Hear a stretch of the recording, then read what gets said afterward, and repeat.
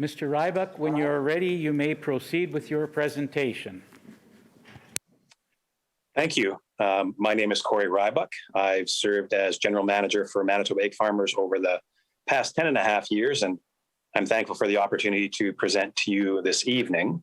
Manitoba Egg Farmers represents 170 regulated egg and pullet farmers in our province. MEF is an independent organization funded entirely by egg and pullet producers. Regulated farmers are the primary caregivers of hens that produce over 76 million dozens each year in Manitoba and feeding communities all across this province.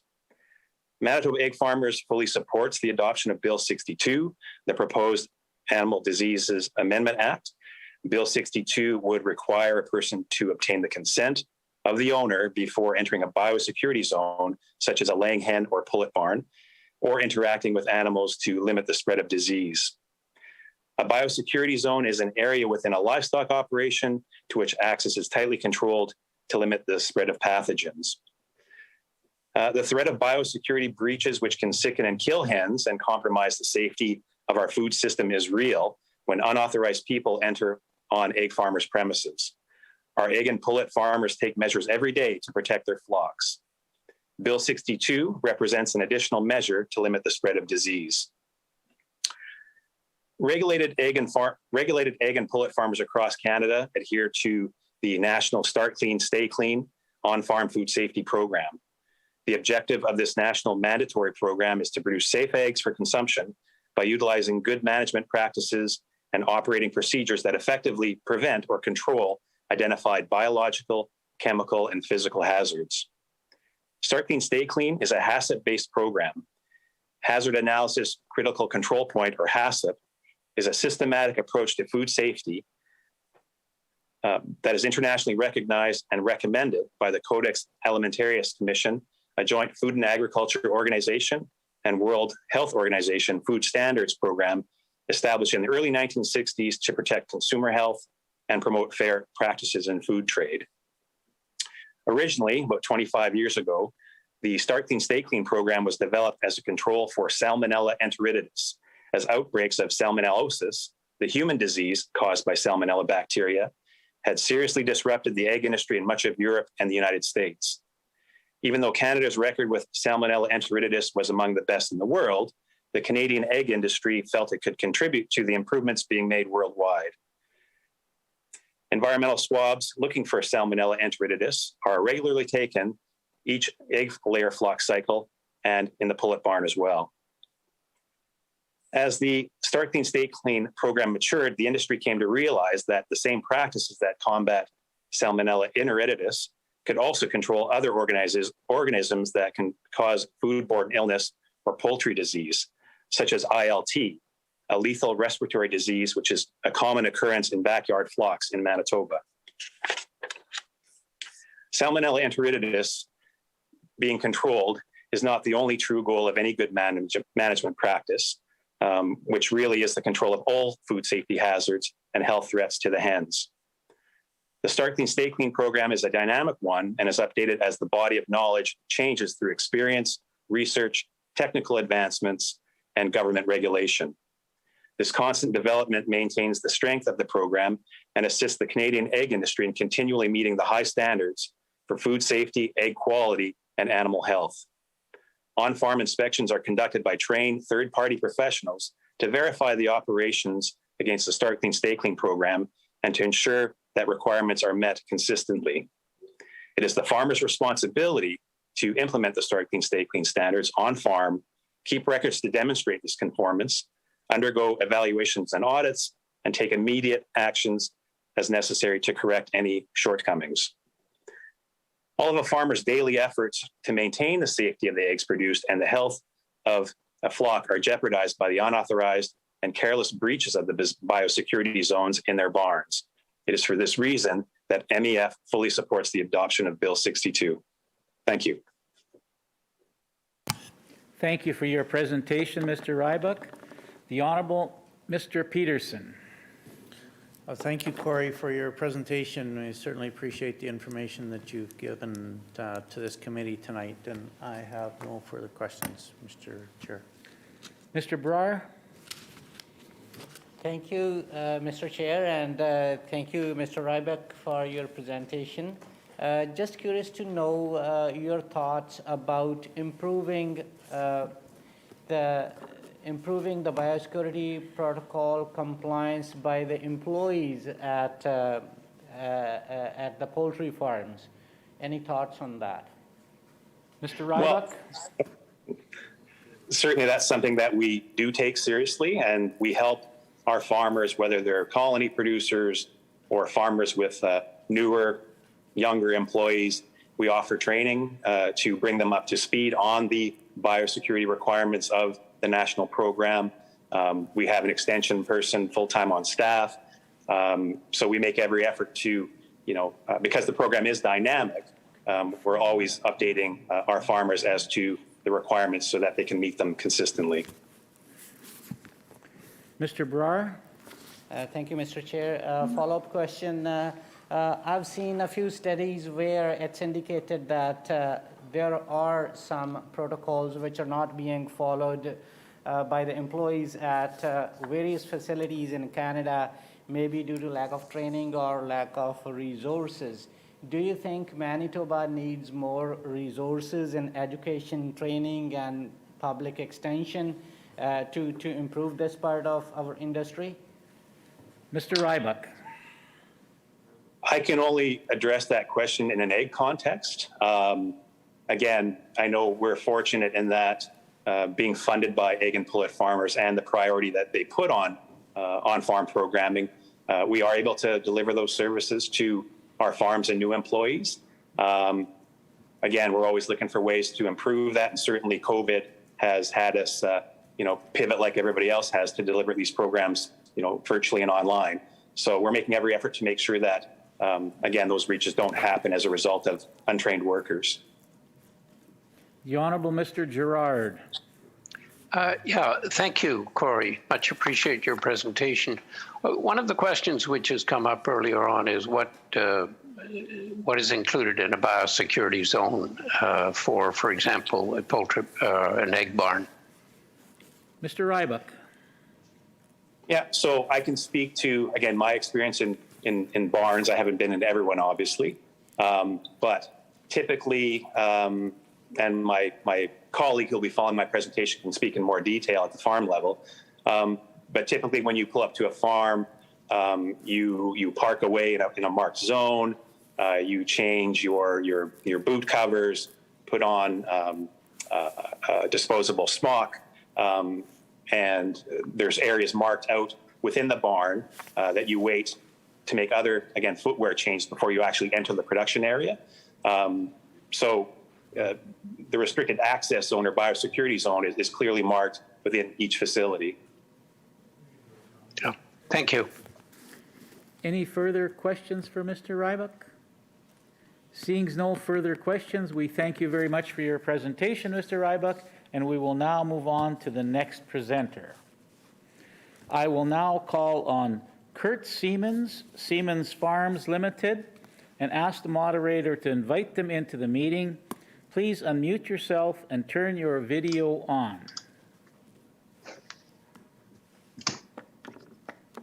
Hi there. Mr. Siemens, you may proceed with your presentation.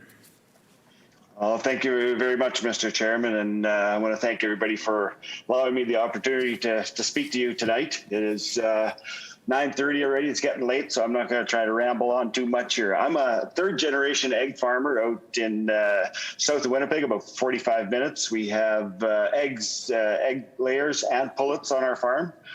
And I'm going to speak to you today a little bit about Bill 62. And from what I understand, it's about strengthening the laws to maintain biosecurities on farm and animal production sites. I'm going to speak in favor of this amendment. And the reason I say that is it is something to enhance the biosecurity in our farms. On our farms, we follow very strict biosecurity protocols.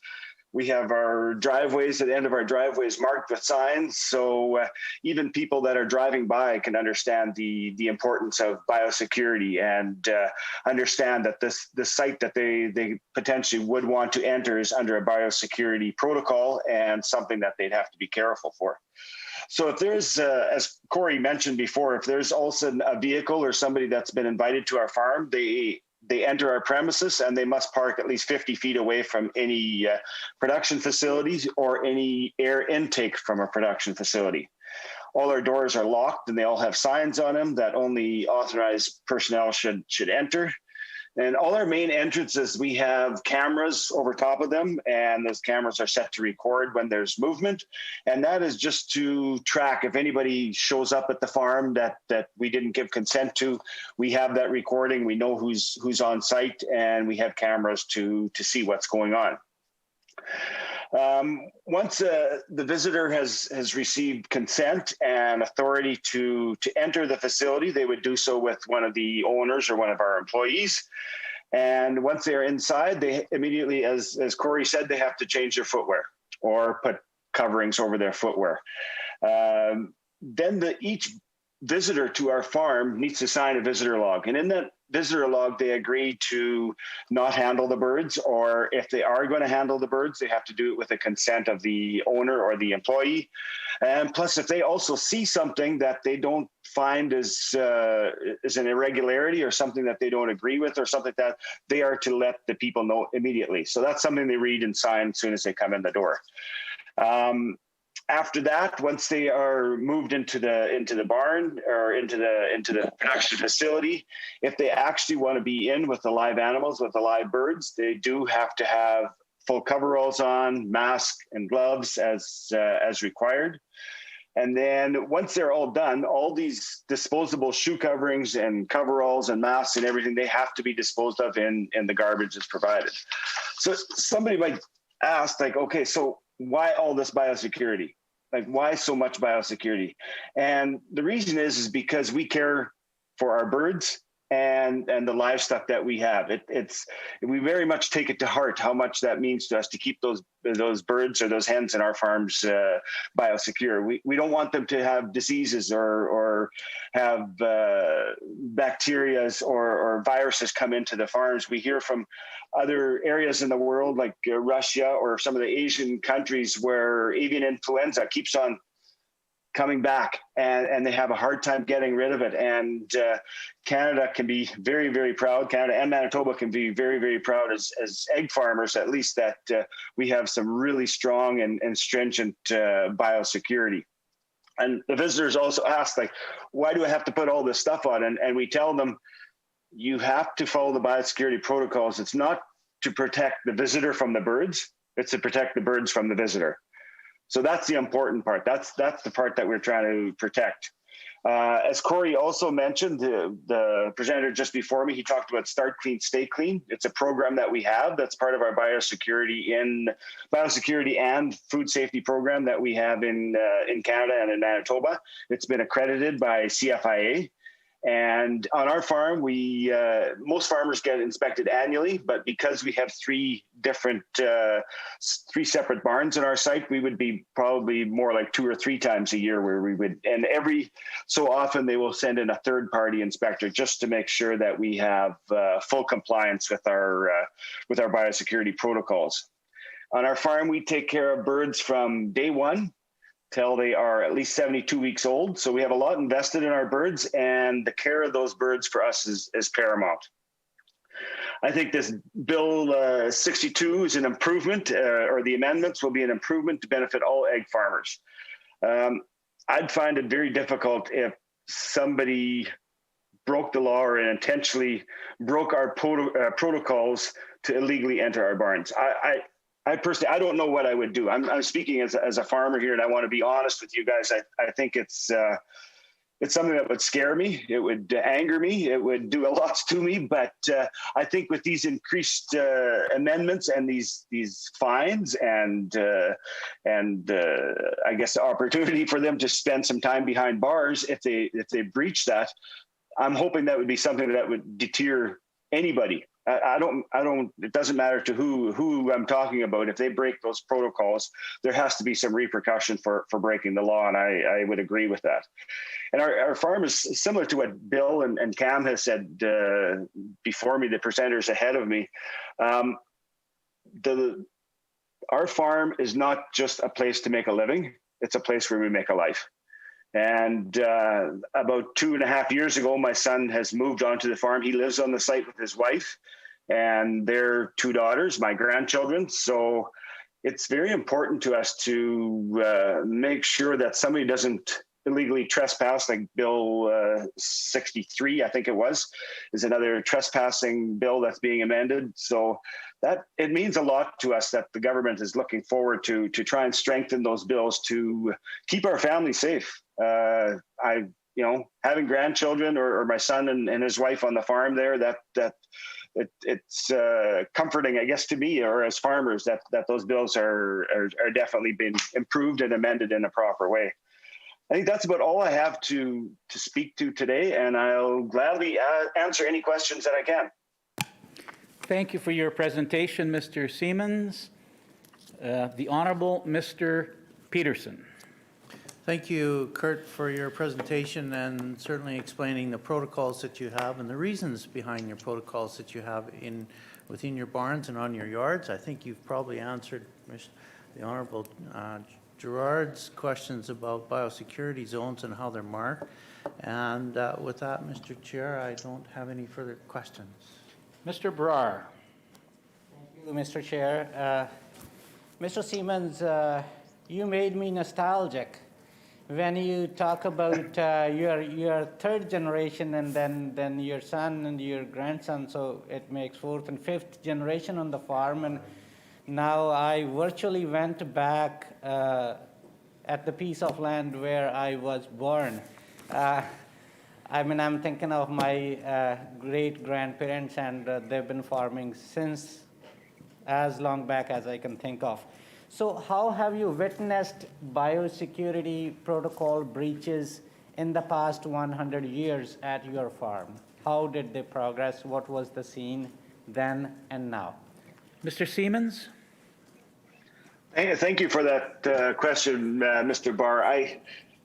I'm not 100 years old, so I can't go that far back, but I'll go as far back as I can recall. I can remember when I started farming with my parents, with my mom and dad. Biosecurity wasn't much of anything back then, and we didn't know about the diseases that we know about now. So it has improved immensely. I know when Start Clean, Stay Clean came in the early 90s, we were lucky to get 60-70% on a Start Clean, Stay Clean at that point. Now our farm has been at 100% for the last 10 years. So it is something that we definitely take to heart. And I think, as Corey had mentioned too, the egg boards or the organizations that look after some of those rules and work with CFIA to develop them, they work really well with farmers to make sure biosecurity is intact. And I think there was even some funding from, I guess, Growing Forward 2, it would have been, that we could do some work on our farms to increase our biosecurity. And I think a lot of the egg farmers took advantage of those opportunities and did some improvements to make sure that they had better rooms or better quarantine zones or strategic zones to let people in so you could have better biosecurity. So it's greatly improved, and we'll try our best to keep on making it better. Mr. Brar. Mr. Siemens, did you witness any particular incidents at your farm or any farm in Manitoba, egg farm in Manitoba, that you have witnessed and you think that was a serious breach of biosecurity in the recent past? Mr. Siemens. Thanks for that question. I can honestly say no, I haven't, not in Manitoba. As far as biosecurity, I do have a lot of friends and colleagues that lived through 2004 in British Columbia when they had the AI or avian influenza outbreak. That was disastrous. I had some friends that needed a lot of I guess, mental health after that because of what it did to them to depopulate their farms and go through that experience. And that is something I don't want to have happen. I'm not blaming the farmers that it happened because AI is very contagious. It transfers very easily. It doesn't take much. Anybody can transfer it. So it's the protocols around that are phenomenal. Actually, I've done some mock exercises with AI on our farm previously. I guess it must be about 8 years ago now, where we did a mock exercise in Manitoba, and my farm was the example that we used. And yeah, it's a lot of work, and that just made me think about, you know, biosecurity has to be perfect. Otherwise, you're going to have a situation like that, and that nobody wants to live through. The Honourable Mr. Gerard. Yeah, thank you, Kurt, for your presentation, informative.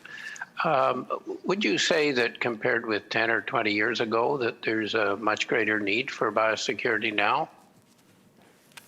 Mr. Siemens. Sorry. Yeah, thank you, Dr. Gerard. A greater need? Yes. There's always a greater need. Food safety. I mean, I don't want to sell my product to consumers like you and not be totally confident that I'm giving you the best that I can give you. So we got to keep on improving to try and make it the best that we can. I think we're doing a really good job. We're doing a great job with biosecurity. So to have somebody come in now and there's no real legal ramifications for breaking that biosecurity, that's unthinkable. I mean, I don't like thinking about that. So Mr. Siemens, sorry to interrupt, but Sorry. unfortunately time for questions has expired. We thank you very much for your presentation, but we will have to move on to another presenter. I will now call on Andrew Dixon, private citizen, and ask the moderator to invite them into the meeting. Please unmute yourself and turn your video on.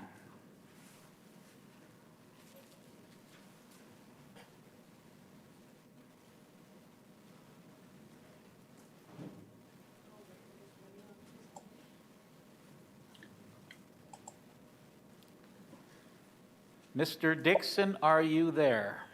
Yes, can you hear me? Yes, thank you very much. You may proceed with your presentation whenever you're ready, Mr. Dixon. Thank you, Mr. Chairman. I would like to thank you and the members of the committee tonight for this opportunity to present my opinions on Bill 3262, which presents a set of amendments to the Animal Diseases Act. I speak as a private citizen, having retired in January of this year as General Manager of the Manitoba Pork Council after 16 years, and prior to that, as 30 years as a civil servant with Manitoba Agriculture.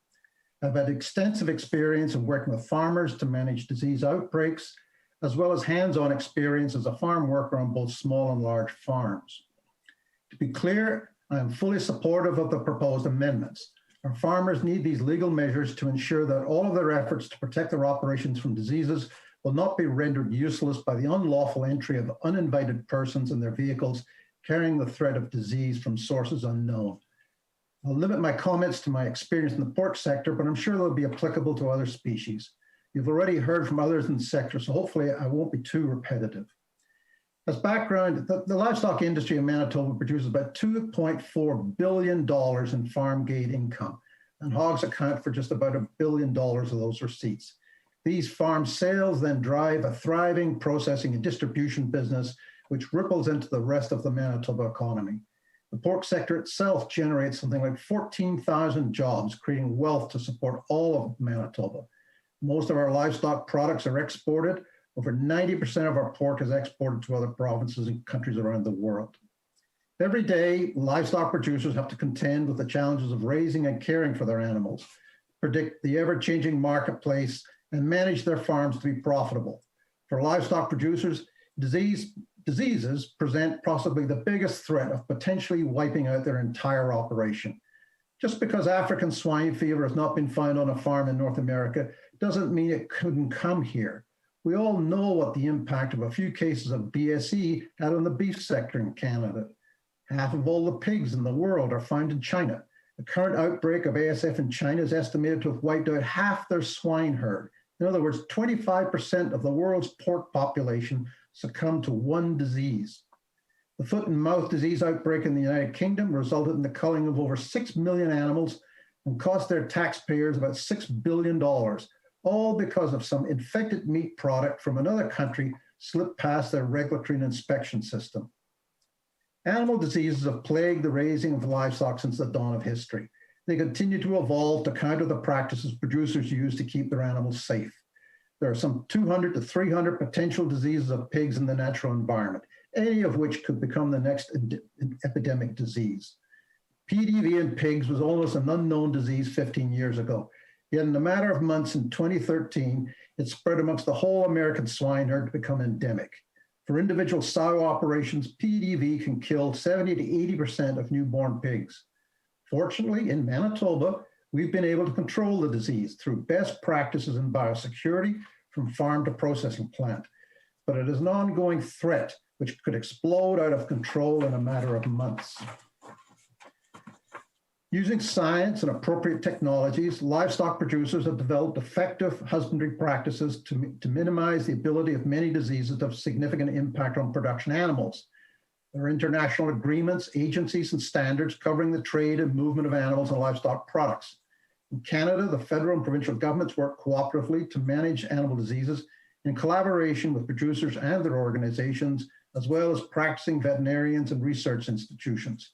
Standards for diagnosing and reporting diseases are in place. There's always room for improvement, but all parties recognize the dangers. Just to illustrate some of the ways the pork sector manages diseases in Manitoba, the raising of pigs has been broken into 3 separate stages with specialized barns at separate sites. The sow barns will produce 12-pound iso weans, which are sent to nursery barns on a different site to be fed to 40-pound weights.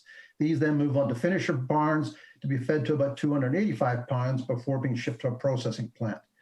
This separation of barns is an attempt to minimize the spreading of disease inside a barn amongst the different age groups. This allows the barns to be washed and disinfected after different crops of animals.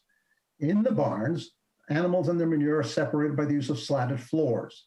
Clean water is provided using nipple drinkers, and fresh feed is provided regularly. Medications are used for sick animals on a prescribed basis. Trained staff monitor the performance of animals regularly during the day and evenings. The barns are environmentally controlled to provide fresh air, which is heated in winter. Staff have to follow protocols such as shower in and shower out and avoid contact with other barns. Access to the barn is limited to key individuals. The goal is to create what is called a restricted access zone. Outside the barn, producers have created controlled access zones to minimize the amount of foot and vehicular traffic to reduce the potential for infectious agents to be carried into the barn. Livestock transporters now clean and disinfect their trailers regularly at commercial wash stations designed for this purpose. All animal movements on public highways are reported to CFIA through the Pig Trace Canada program. Feed ingredients which are imported are inspected and regulated by the federal government to reduce the potential for disease introductions. Despite all these measures, producers are very vulnerable to a number of serious diseases. There are a limited number of vaccines or antibiotics available for the range of potential diseases. For some diseases, all a producer can do is depopulate the barn and do a deep clean and disinfect. Diseases such as ASF are so serious that all animal movements in Canada and exports could be stopped. While some diseases can spread through dust and wind through the barn ventilation systems, most are brought into the barn on something, usually clothing, footwear, materials, feed, or other animals. A disease like PDV can be active in the dirt just outside the barn door. Often it takes only a very small amount of infectious agent to completely engulf a barn in a matter of days. It is said that a thimbleful of PDV can infect all the pigs in Canada. And just financially, it costs a producer about $40,000 to clean a standard sow barn, apart from all the losses in animals and wasted feed. The amendments to the Animal Diseases Act recognize the importance of biosecurity measures to protect the welfare of animals under a producer's care. All the efforts to manage disease in the barn can be rendered useless in a matter of minutes by the dirty footwear of individuals who have no legal reason to be in the barn. Producers are entitled to some modicum of protection in law from so-called concerned citizens. These amendments are sensible measures to update a critical piece of legislation. Thank you for listening to me. Thank you, Mr. Dixon. The Honorable Mr. Peterson. Thank you, Andrew, for your presentation. Certainly thank you for your long service both to the province of Manitoba and to Manitoba Pork. And we wish you well in your retirement, but you're always a source of information for us when we need that. So thank you again, Mr. Chair. Mr. Brar. Thank you, Mr. Chair, and thanks, Andrew, for your inputs and thoughts. The Honorable Mr. Gerard. Yeah, thank you, Andrew, and it's great to see you here today and coming back for. I wish you well in retirement. You talk about the cost of $40,000 just to clean a barn where there's a potential infection. I mean, there's a real economic interest in getting this right. And over the time that you've been there, I think there's probably been increased biosecurity. Tell us a little bit about the changes that have happened and why this bill is needed now. Mr. Dixon. I mean, I've worked on pig farms for many years and go back a long time on this. And today we have finally got to the point where I think we can, with the systems that we have in place, we can do a good job of physically trying to control for diseases. This idea of showering in and showering out, essentially what it is means you leave your dirty clothes on one side of the barn and you get into barn clothes on the other side of the shower. We don't even do that in hospitals. People can wander into a hospital in their outdoor clothes and go visit people in beds and stuff like this. We don't do that in our hog barns now. Our trailers, we actually bake them now in specialized units that take them up to a certain temperature to try and kill the bugs inside. We're trying to reduce our exposure to the diseases all the time using physical measures as much as possible. And these zones that we've created in these barns, and it's been a long haul trying to get here. It's taken us, 25, 30 years to get to this point. We don't want to see that just breaking down because we're concerned about people's right to protest and so on. There's nothing in this legislation that stops anybody from protesting outside a processing plant or outside a barn on the public highway. All we're asking to do is don't go inside the barn, and please don't interfere with the animals on the trailers. Thank you. Are there any further questions for Mr. Dixon? Seeing no further questions, we thank you very much for your presentation, and we will now move on to the next presenter. I will now call on Krista Kruger, private citizen, and ask the moderator to invite them into the meeting. Please unmute yourself and turn your video on. Ms. Kruger? Hello. Ms. Kruger, you may proceed with your presentation. Thank you. I know a lot of people are hoping to speak tonight, so I will keep this brief. I did want to talk about the aspect of biosecurity, understanding that potential health threats do exist, and it's a good idea, it's certainly prudent to set some sort of a standard for biosecurity. But as I point out, this is a standard. It's written in large part by the industry with industry input. And so when this particular amendment was written in such a way as to severely and criminally penalize any outside interference of farm animals, singling out activists and whistleblowers, I find myself wondering about a lot of different things.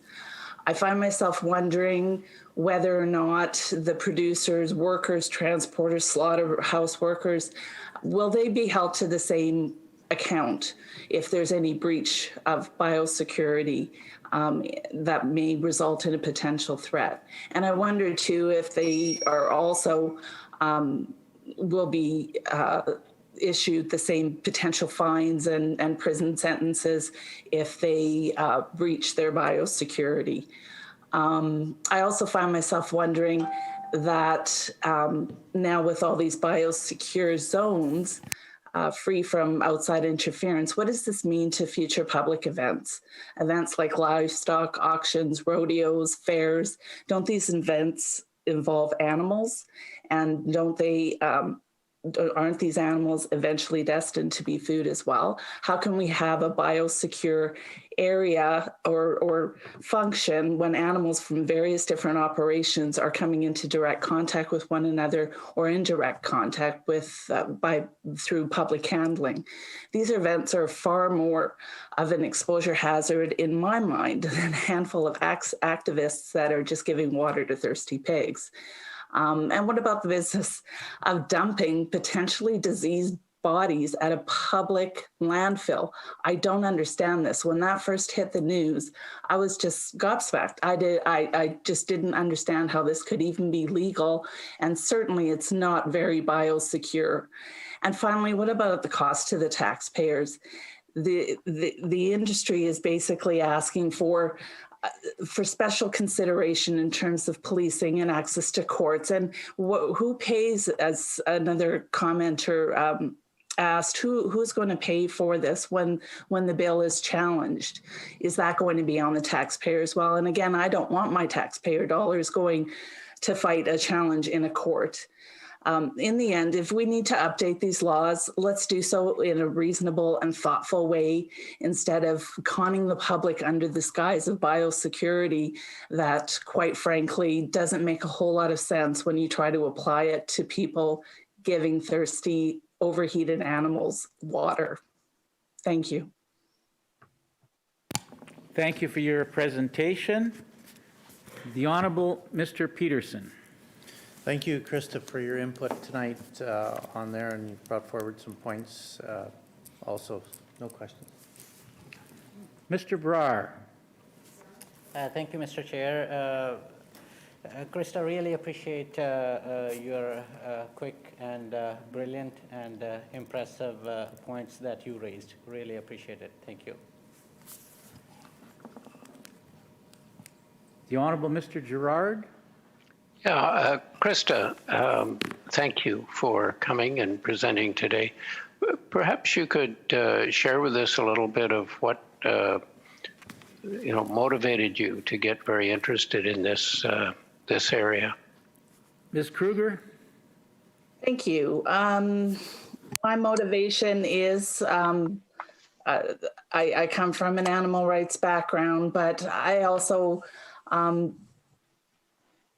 have a deep interest and also an education in science. And when this issue about biosecurity came up, it really sort of rubbed me the wrong way because I just don't feel as though it's really taken seriously anyways. Having had brilliant professors and instructors over the years who have taught me about safety in the lab and how to be secure and how to avoid transmission. Also running a cat rescue for the last 25 years. We deal with the same kinds of, coronaviruses and other types of viruses, and we have to be very careful. And you can bet your bottom dollar that the provincial vet would shut us down in a heartbeat if we didn't even practice standards, like minimal standards. So when I'm looking at this, I just don't understand how you can take those animals off of the operation into an auction or a rodeo or whatever, and have those animals come back to that operation at some point in time and then go on a truck and be handled by who knows how many people. It just doesn't make sense to me. Thank you. Mr. Brar. Krista, as a follow-up question, I'm really impressed with this example of rodeos and auction marts and related examples, and especially taxpayer dollars are important, and we need to think how the best use of taxpayer dollars should be. What would your approach be if given a chance to lead on such a legislation in the legislature? What would you do different? Ms. Kruger. Thank you. I honestly don't feel qualified because I don't I'm not a politician and I'm not a lawyer, and I don't know how to approach something like this, but certainly I would urge a little bit of constraint and avoid knee-jerk reactions to a few incidents of people being uncomfortable. I think that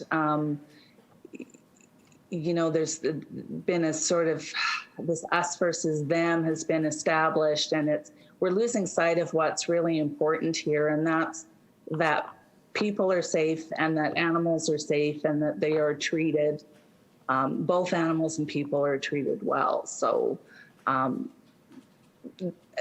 would definitely say that if you're going to put a biosecurity aspect into it, please get somebody, like, involve some scientists and people like that to help you write this bill. Are there any further questions for Ms. Kruger? Seeing no further questions, we thank you very much for your presentation, and we will now move on to the next presenter. Thank you. I will now call on Kristen Lau-Jensen and ask the moderator to invite them into the meeting.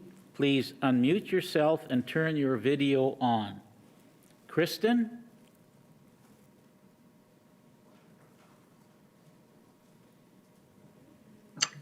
Hello, thank you. Kristen, we don't have a, well, maybe it's coming. No video of you. Oh, here it's coming slowly. Can you hear me okay? We can hear you fine. Yes, your video is there now. You may proceed great. with your presentation. Thank you. My name is Kristen Lau-Jensen, and I'm speaking to Bill 62 as a private citizen who is very concerned about animal welfare, particularly that of farmed animals, where transparency and accountability are in short supply.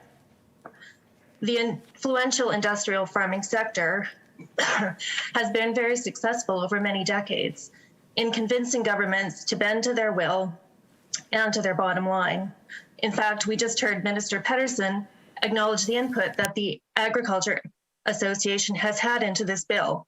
So in the case of Bill 62, it is clear who was consulted and who wasn't.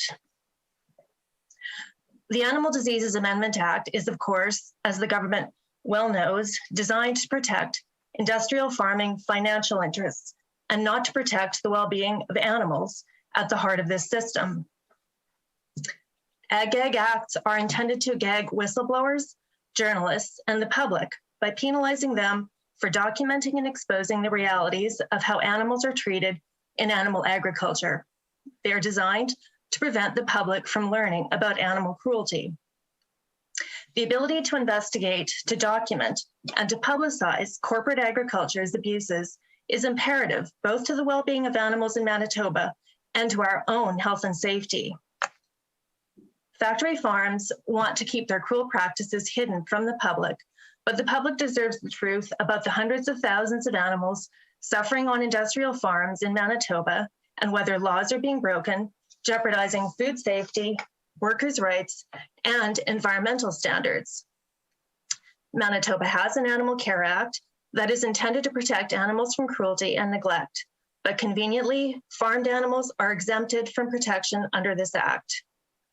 Is it any wonder then that Manitobans are concerned about animal welfare? Canada ranks among the lowest animal welfare standards across wealthy nations. For example, our animal transport regulations place Canada, as we've heard from previous speakers already this evening, at the bottom of all industrialized countries.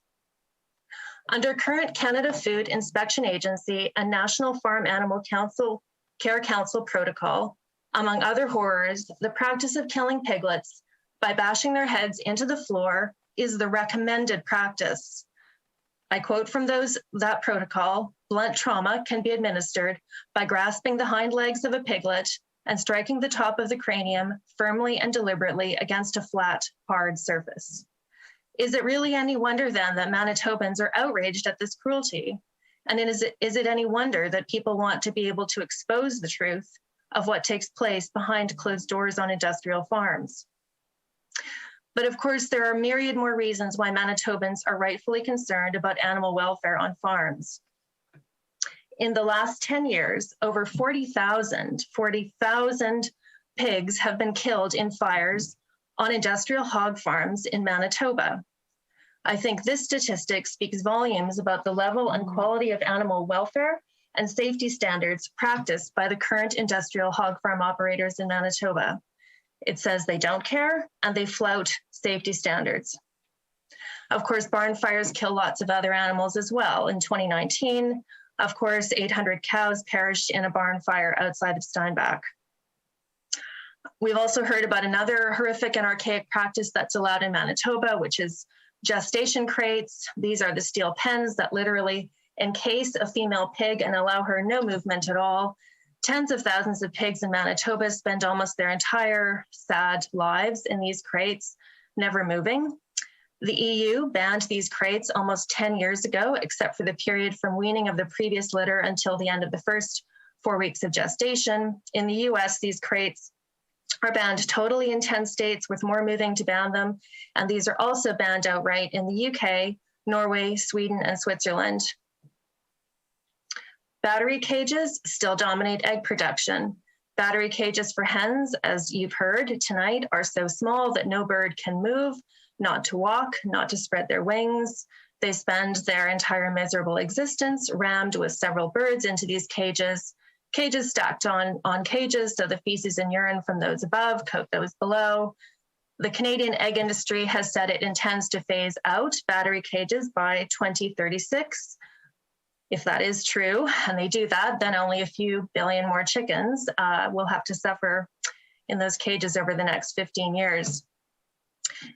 In the face of all this and other terrible, horrific, everyday cruelties that you've heard described this evening, the Deputy Minister of Agriculture, Dori Gingerra-Beauchemin, recently wrote to me in regard to Bill 62 that anyone entering farms to witness and document animal suffering could, and I quote, cause injury and stress to the animals. In the face of how the farmers are allowed to treat their animals in Manitoba under current legislation, this statement is so ludicrous as to be laughable if the plight of these animals wasn't so overwhelmingly tragic. And hearing just before me several representatives from the ag industry using biosecurity as the guise for this legislation, I wanted to reiterate what earlier speakers addressed, that while zoonotic diseases have had devastating impact on animals and people in various countries and regions for decades, more than decades, of course, there isn't a documented instance of this happening due to animal activists. All of these instances and these increasing instances, from Spanish flu a century ago to mad cow to COVID, all these diseases and all the diseases in between, these arose from the common practices on farms and in slaughterhouses. Biodiversity and pandemics are a real and increasing threat, but a significant factor of the rise of these is the awful conditions in which animals are kept in these intensive farming situations where there's overcrowding, illness and injury to animals are rife, and weaken animal immune systems, making them more susceptible to disease, and the crowding, of course, contributing to rapid transmission. It's these conditions that foster disease, and these conditions which farms are so desperate to hide. So I think we need to drop the pretense that this law is in any way, shape, or form designed for the protection of animals or biosecurity. If you are going to enact this law, that we be honest, you be honest about what you're doing, and that this is a law that hides an industry replete with institutionalized and normalized cruelty. It shelters this industry and its shocking everyday practices from any real accountability and transparency. This allows this industry to maintain terrible or non-existent animal welfare standards that allows them to maximize profits at the expense of animal welfare and human and environmental health. So I would implore anyone voting for this law to really consider those images, of animals, piglets being bashed to death day in and day out, for example, on hog farms across Manitoba. because that is the kind of practice that you're allowing to remain behind closed doors when you vote for this law. And as someone said earlier, I would recommend anyone considering voting for this law to make unannounced visits to a few industrial farms or slaughterhouses or trucking transport stations across the province, so you yourselves can see the suffering that takes place every day. Thank you for your time. Thank you for your presentation, Kristen. The Honorable Mr. Peterson. Thank you, Ms. Lon Jensen, for your presentation. Mr. Brar. Kristen, thank you so much for your presentation, your research, and your views on this.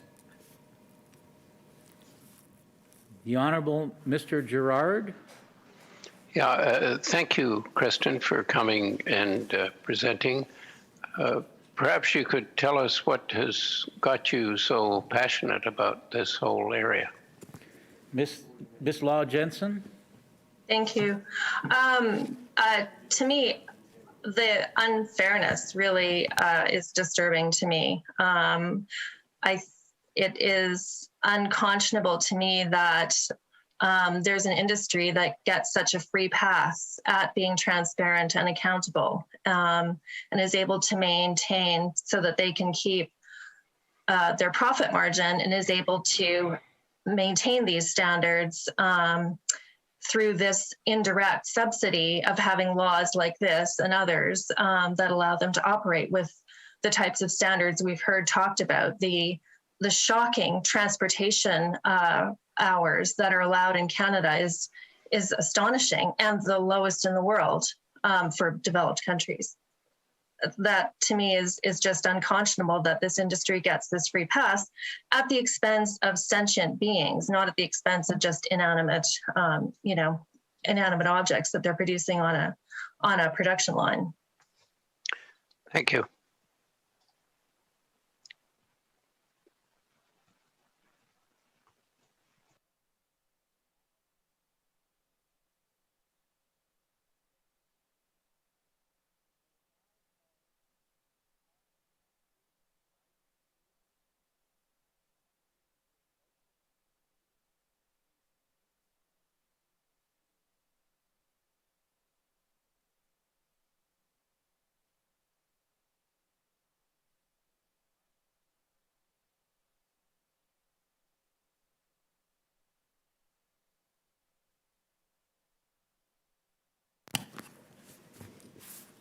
Carmen.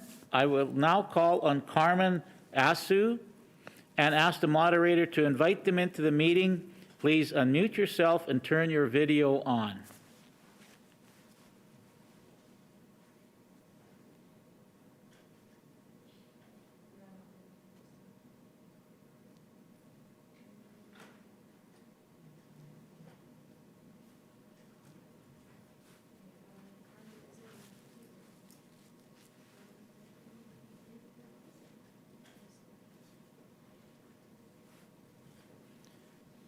Carmen, are you there?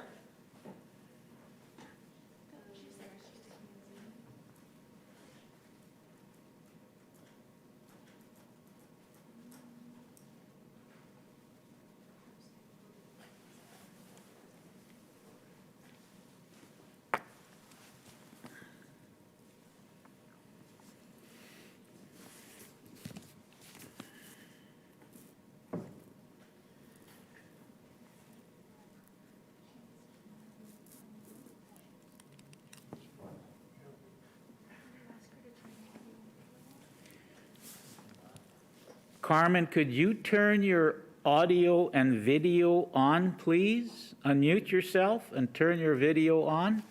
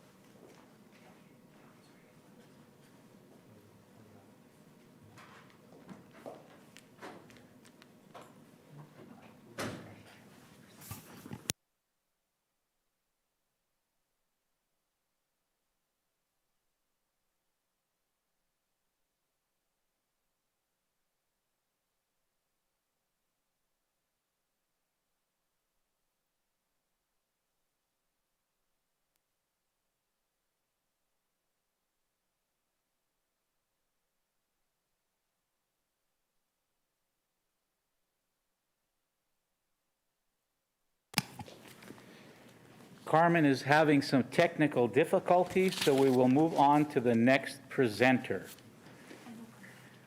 And we'll come back to her a little later. I will now call on Crystal Sadowski and ask the moderator to invite them into the meeting. Please unmute yourself and turn your video on. Crystal?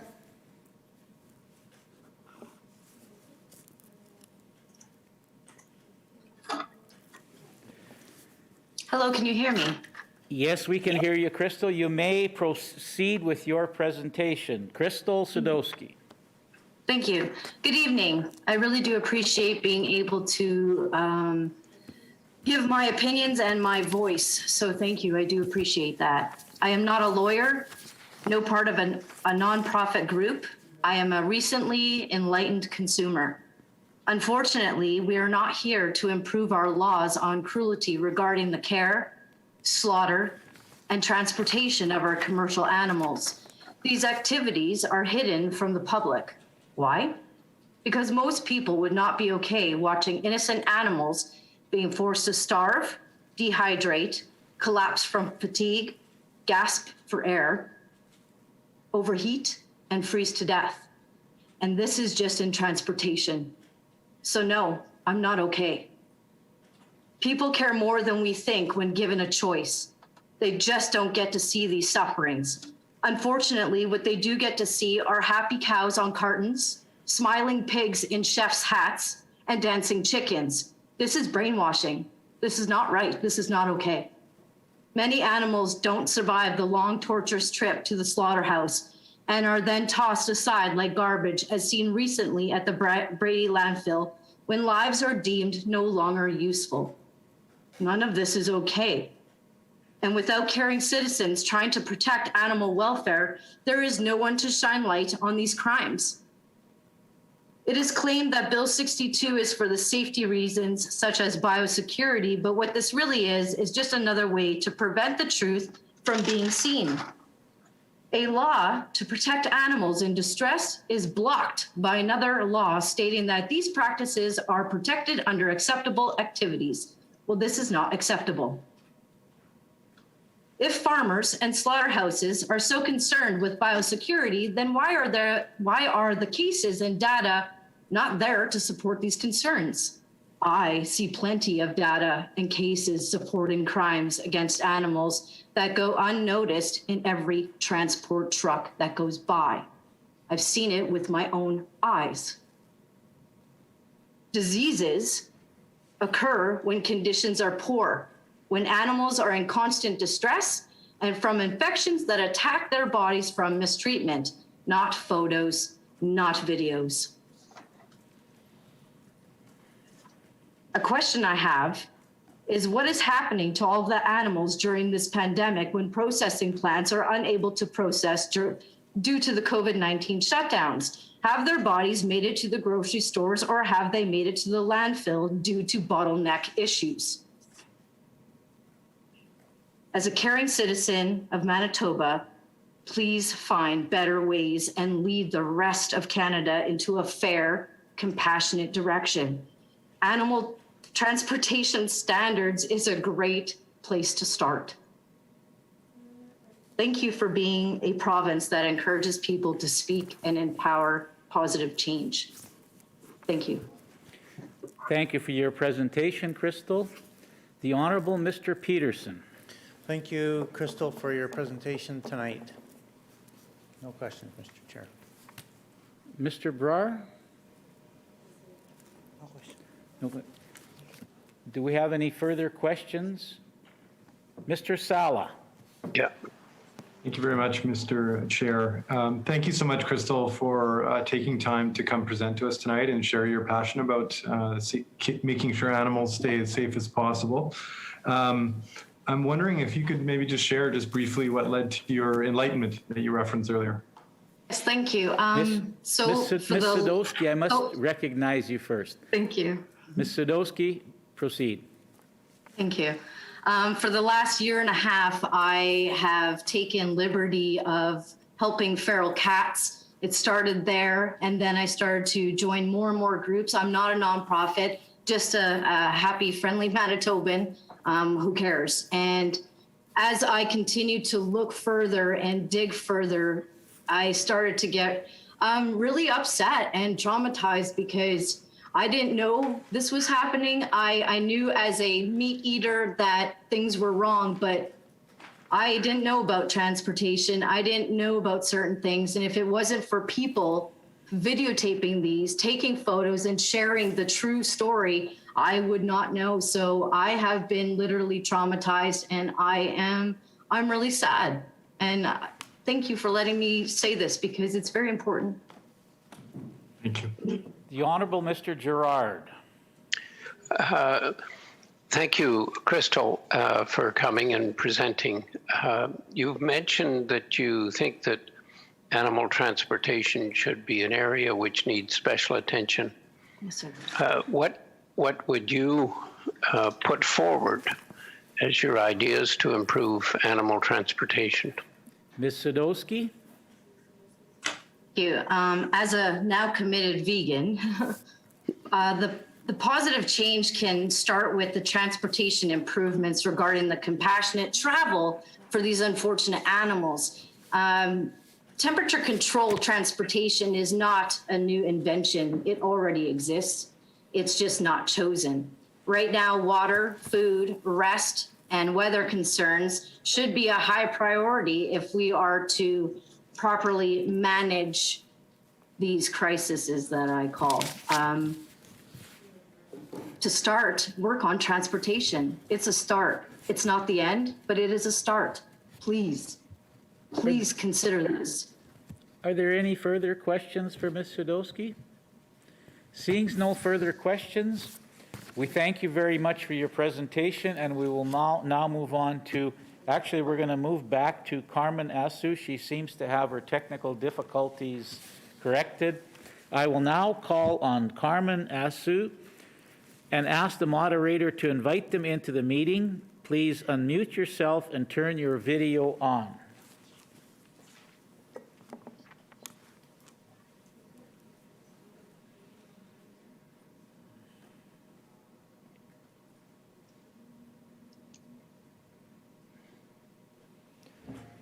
Carmen, are you there?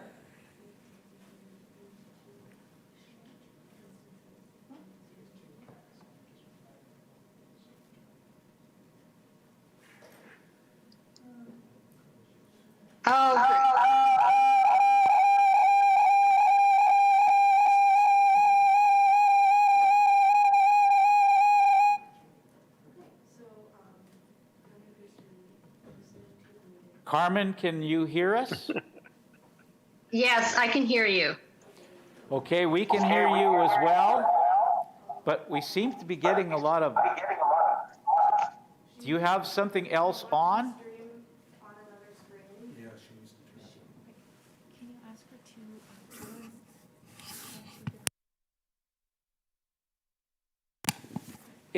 Carmen, it seems you may be on two devices. You need to turn one of them off because it's backfeeding. Okay. Got it.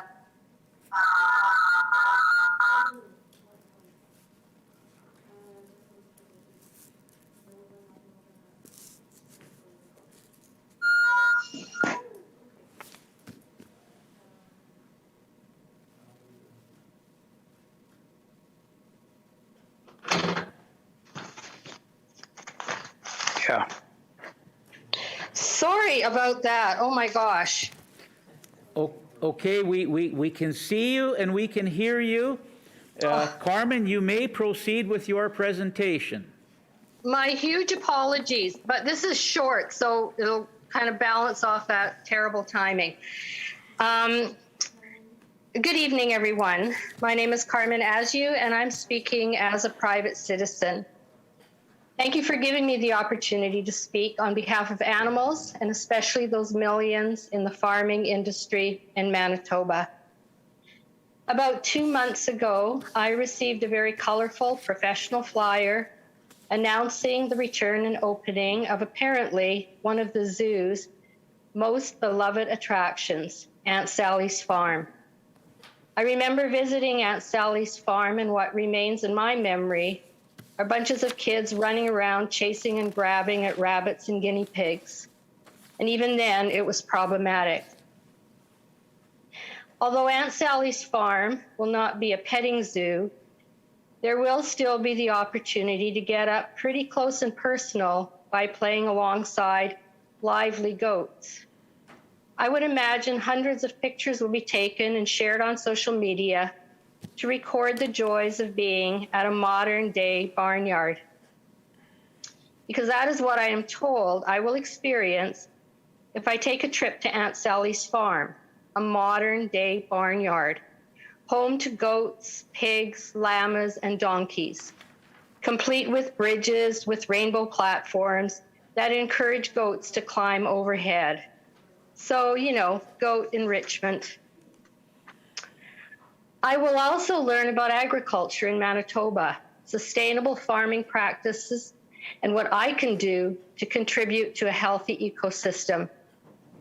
Doing my own bit of research, I discovered that the modern day hog barn industry processed over 5.5 million pigs in 2019. In Manitoba, there are 590 hog barns at least, with 3.4 million pigs.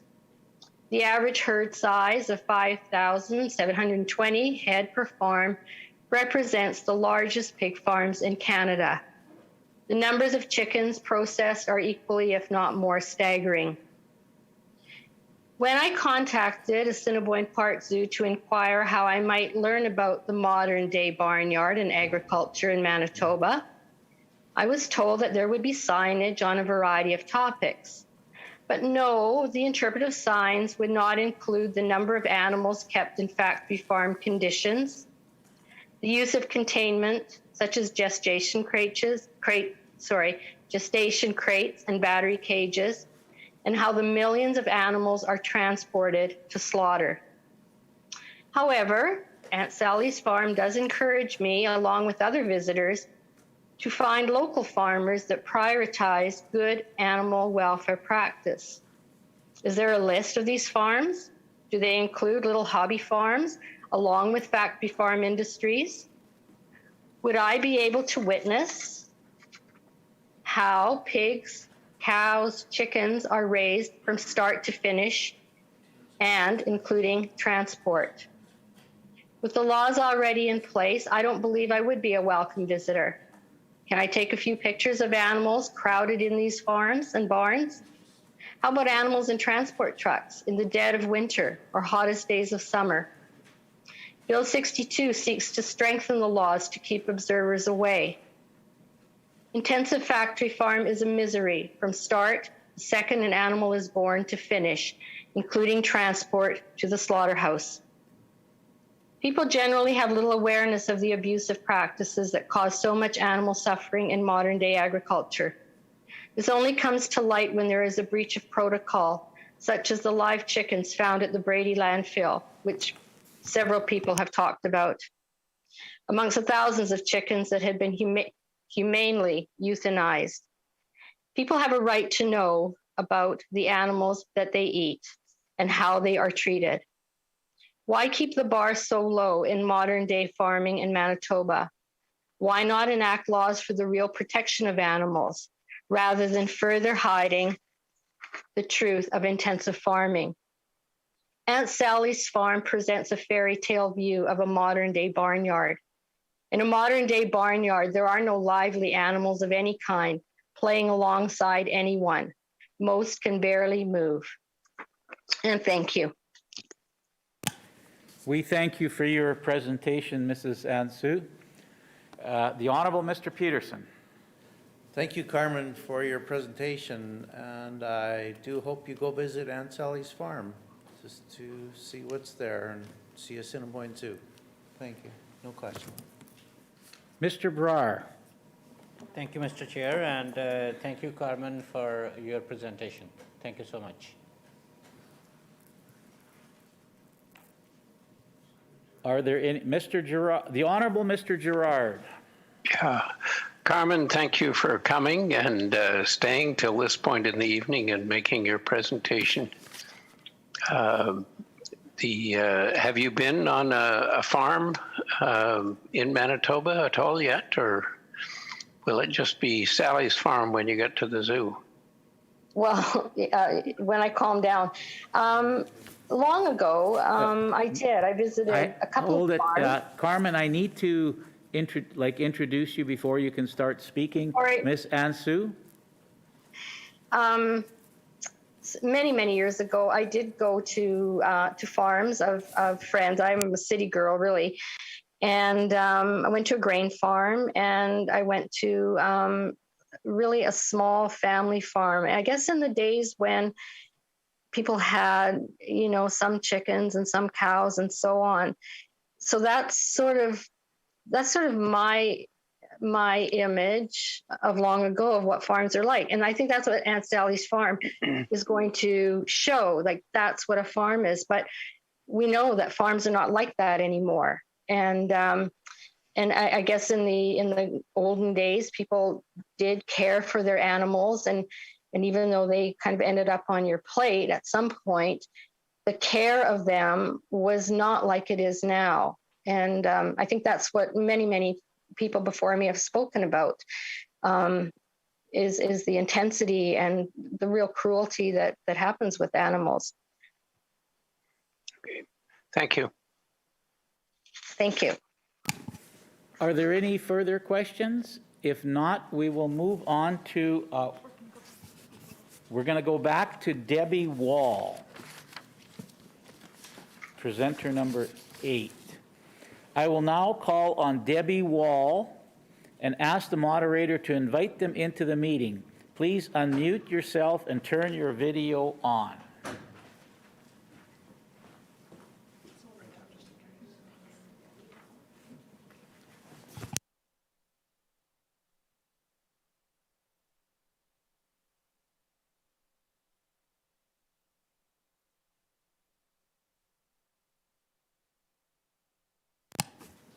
Debbie, are you there? Can you turn your video on? Yes, we can see you now. Can you try turning your audio on? Unmute yourself.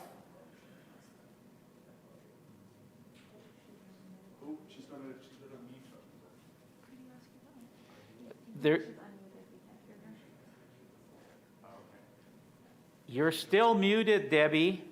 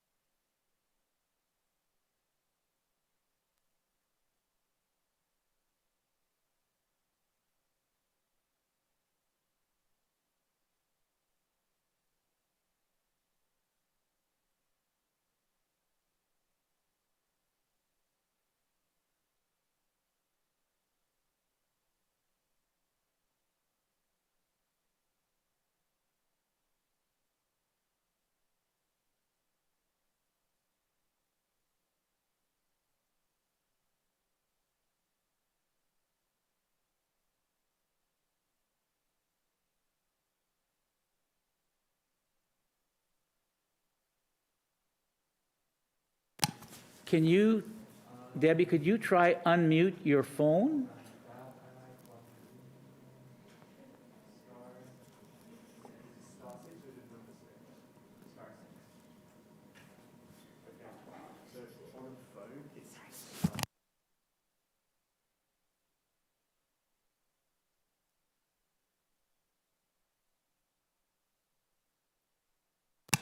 Debbie, could you try pressing *6 on your phone?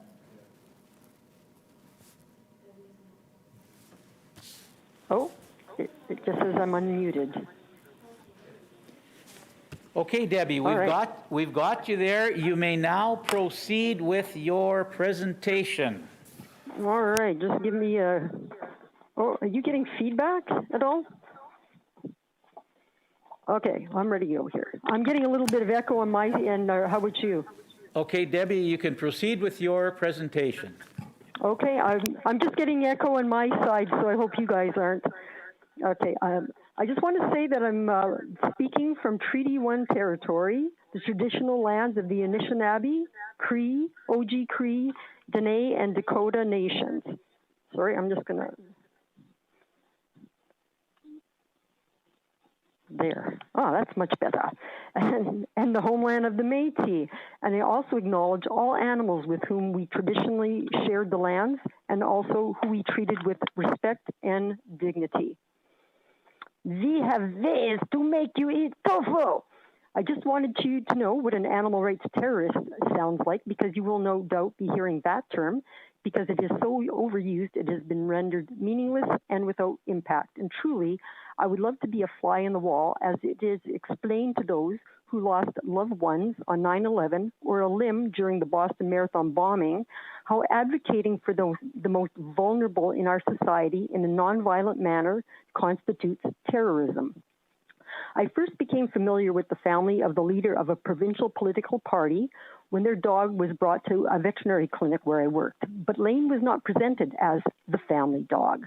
Lane was introduced as my brother. I'm sure it's safe to say that most in attendance also have companion animals who they view as family members. Some may call them their fur babies, equating their importance in their lives to that of children. I call the other animals my cousins.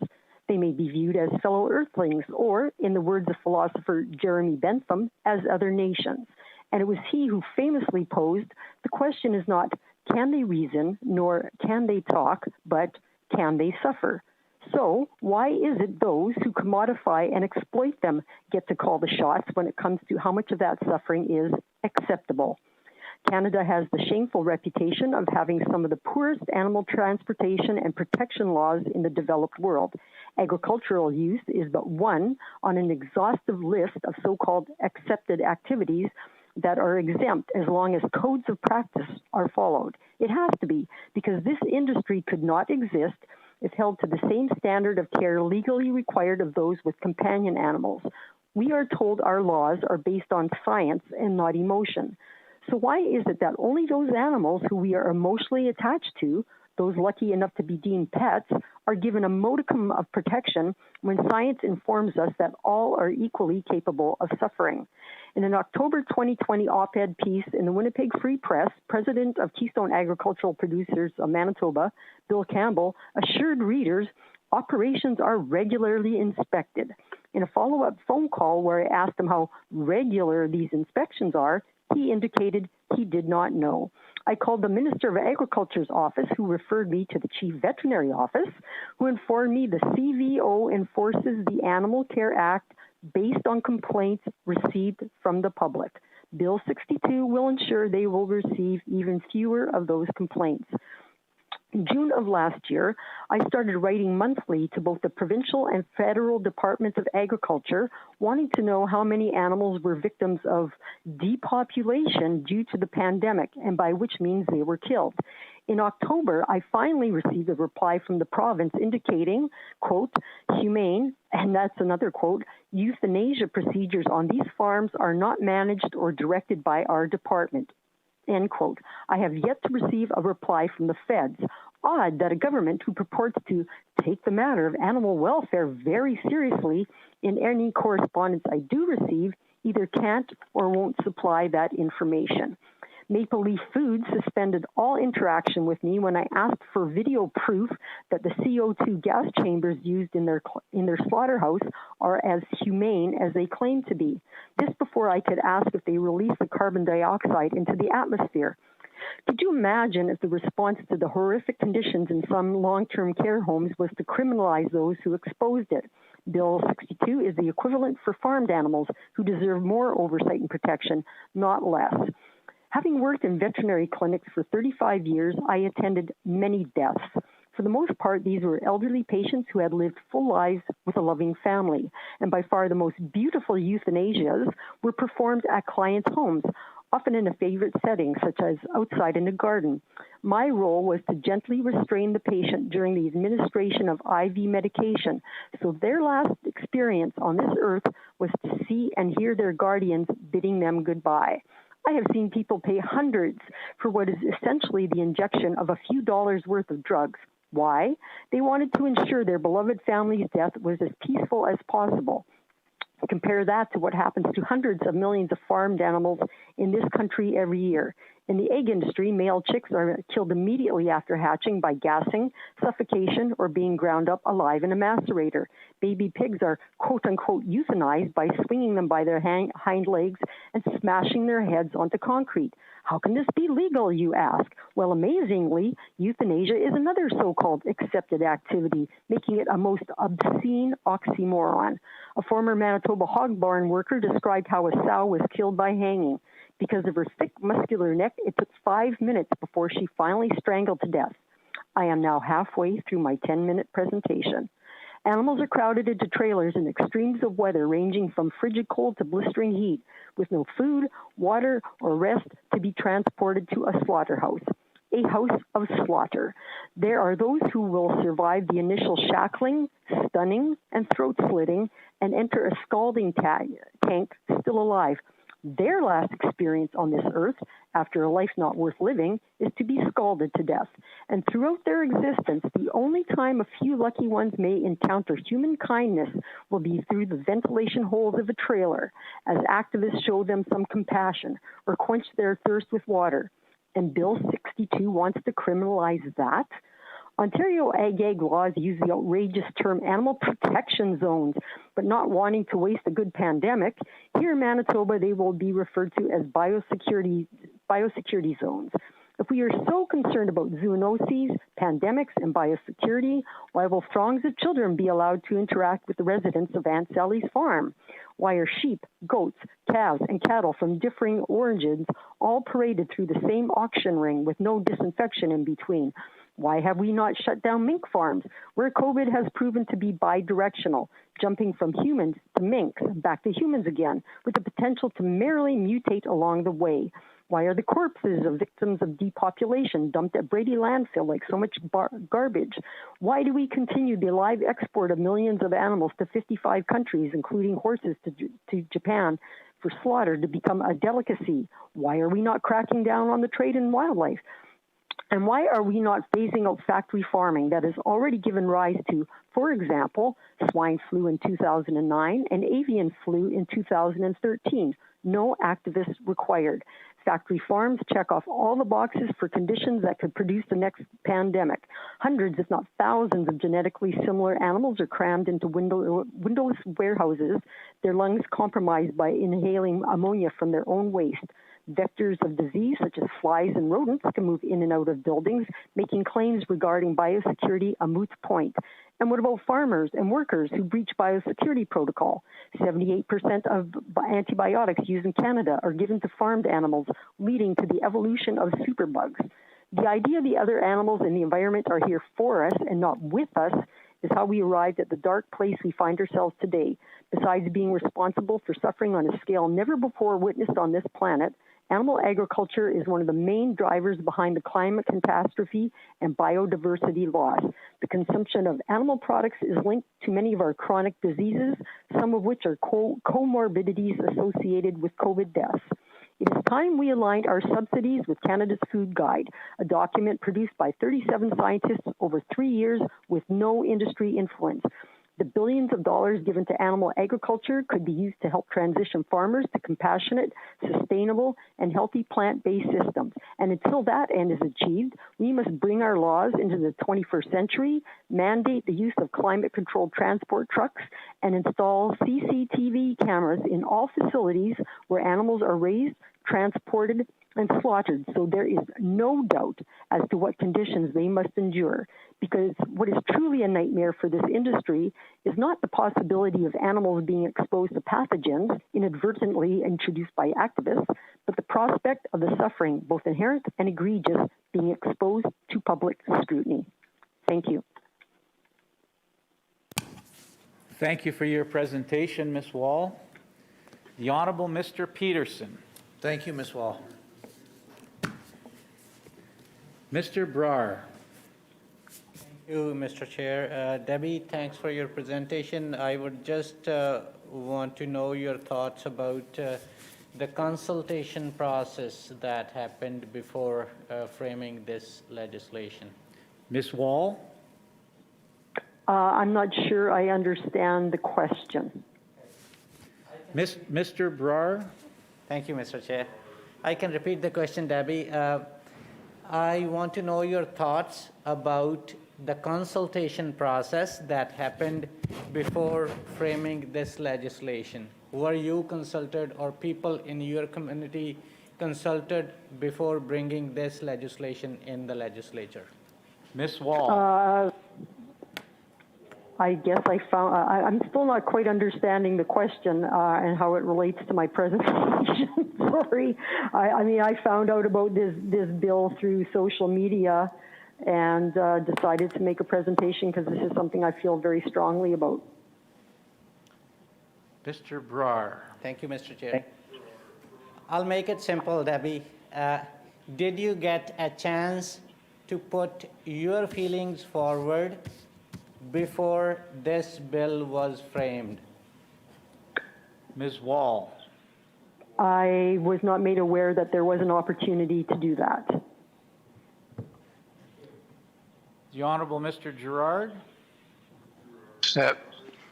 Thank you, Debbie, for coming and presenting and staying as long as you have to do so.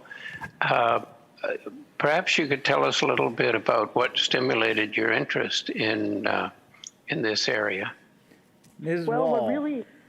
what personally, my aha moment occurred when I was actually taking pre-veterinary courses at the U of M and went to the annual Aggie Bash and went to the Glenlee Research Farm, and there was a little calf there. And I went to visit the calf, and he or she started licking my face, and I just realized they're no different from a dog. And I would never I would never treat my dog the way animals in the farming, in industrial farms are treated. Having said that, earlier, like I had actually had such a disconnect that I had visited a slaughterhouse, and I was on a kill floor. And at that time, I just went, well, this is what we do to cows, and this is how we treat our pets. But it was that little calf that made me realize there's really no difference between the two. Thank you. Are there any further questions for Ms. Wall? Seeing none, we thank you very much for your presentation. We will now move on to the next presenter. I will now call on Tyler Fulton, Manitoba Beef Producers, and ask the moderator to invite them into the meeting. Please unmute yourself and turn your video on.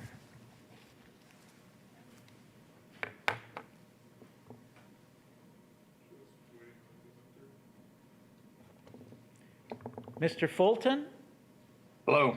You may proceed with your presentation. Thank you, Mr. Chairperson, and all the members of the Standing Committee on Agriculture. As you said, my name is Tyler Fulton, and I'm the president of Manitoba Beef Producers. My family and I have a multi-generation cow-calf operation in the Birtle area, one that's been in my family for decades. On behalf of Manitoba Beef Producers, I'm pleased to provide a few comments regarding Bill 62, the Animal Diseases and Amendment Act. Manitoba Beef Producers is the primary voice of Manitoba's beef industry, representing approximately 6,300 producers involved in various aspects of the beef industry, including the cow-calf, backgrounding, and finishing sectors. Manitoba Beef Producers has a 14-person board of directors who represent producers in different geographic areas of the province. Our mission is to represent all beef producers through communication, advocacy, research, and education within the industry and to government, consumers, and others to improve prosperity and ensure a sustainable future. The importance of Manitoba's cattle industry to the economy cannot be understated. Manitoba Manitoba cattle and calf sales accounted for 6 to 7% of Canadian farm cash receipts from cattle and calves over the period of 2014 to 2018. Further, Manitoba cattle and calf sales accounted for 8 to 12% of the total province's farm cash receipts. It has been estimated that the Manitoba beef sector generated in the range of 14,540 to close to 16,000 person years of employment jobs in the province, in the provincial economy over the same period. A thriving beef industry generates considerable economic, environmental, and social opportunities and benefits for Canada. Maintaining the health and safety of their cattle, of our cattle, is key for Manitoba's beef producers. Working in conjunction with experts such as veterinarians, animal feed nutritionists, and others, producers develop herd health management strategies for their animals. Critical components of these strategies include the creation and adherence to biosecurity measures to help reduce the risk of the introduction of foreign animal diseases or potential contaminants that could harm animals. The Code of Practice for the care and handling of beef cattle and the Canadian Beef Cattle On-Farm Biosecurity Standard provide critical guidance in areas such as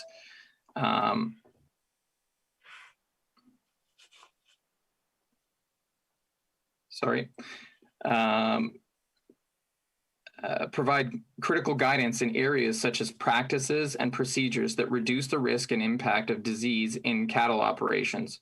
For example, a key principle of the standard is managing the movement of people, vehicles, equipment, and tools. Additionally, there are national standards with respect to the movement of livestock, covering factors such as loading and unloading and care and protection of animals during transport. There are also legislative and regulatory frameworks which, with respect to animal care and disease prevention, such as Manitoba's Animal Diseases Act and the Federal Health of Animals Act. They set out mechanisms for protecting animal health through the control or elimination of diseases and toxic substances, among other matters related to animal health. Manitoba beef producers recognizes the efforts of the provincial government to try to protect livestock from potential risks caused by people's actions, either inadvertent or deliberate. These could include introduction of foreign animal diseases and devastating animal health and economic and trade consequences that could accompany them. For example, it's been estimated that a foot and mouth disease outbreak in Canada would cost approximately $65 billion in losses and affect not just the livestock industry, but also Canada's grain industry, the veterinary sector, and other areas. It's imperative that rigorous biosecurity practices are followed to prevent damaging and devastating events like this. Another consideration is risk of the introduction of invasive species and noxious weeds, which can have production and health implications for cattle, as well as negative environmental effects. An example of this is leafy spurge, one of the most difficult to control noxious weeds in Manitoba. This weed can hitch a ride on vehicles which have driven through areas which were already contaminated with it and can easily reestablish. It's also very important to reduce the potential for injuries or stress to animals due to negative encounters with people, vehicles, and or equipment entering land or facilities used for livestock production. Unfortunately, some Manitoba cattle producers have experienced the negative effects of people accessing their pasture, fields, production facilities without a clear understanding of potential harm their actions may cause, be that from an animal health, safety, environmental, or environmental perspective. This has included instances such as gates being left open, thereby allowing cows to get out and being placed in harm's way, cases of livestock being spooked or chased by people and vehicles, pastures, fields, and crops being torn up by vehicles, and grass fires caused by sparks from vehicles, tossed cigarette butts, etc. which can also place livestock at risk. By seeking consent prior to accessing a biosecurity zone or interacting with animals in such a zone, people can become informed of potential hazards which may exist. This includes the presence of livestock, dugouts, wells, equipment in the area, etc. Appropriate steps can be taken to minimize the impact of the person's access to the farm or ranch and the animals present there. As well, it's important to note that Manitoba's beef producers manage thousands of acres of privately owned and agricultural crown lands, providing biodiversity and habitat for an array of wildlife, while also raising cattle. Manitoba beef producers recognizes and respects that provincial law cannot override the legal rights of First Nations and other Indigenous people to exercise their hunting, trapping, fishing, and other rights on lands where Indigenous and treaty rights can normally be exercised. Similarly, Manitoba beef producers recognizes other citizens to have the right to access agricultural crown lands for the purposes of hunting, recreational use, etc. Manitoba Beef Producers does, however, wish to restate its request for informed access to ACL, to agricultural crown lands, whereby potential users would notify the lease or permit holder of their intent to access that land. This is requested to help protect the safety and well-being of both the livestock and the land users, such as the biosecurity or the production conditions outlined above, to advise of the presence of livestock in the certain locations. It would also help provide a means of reminding prospective land users of the importance of closing gates and not engaging in practices that might damage pastures and forages in sensitive areas. As well, in the event of a disease outbreak, having knowledge of who accessed the land and when would be invaluable from a traceability and disease management perspective. Manitoba Beef Producers strongly recommends that additional work be done to help inform the general public who may wish to access private and public lands about the rationale behind and need for adherence to the biosecurity practices. MBP requests continued engagement with the provincial government as the regulations that will accompany this legislation are developed. For example, this would include clarification as to how the biosecurity zones will be established, particularly in the context of expansive agricultural operations such as cattle production, where livestock are distributed over a wide geographic area. As a cattle producer, I take very seriously my responsibility to provide my animals with a high quality of care.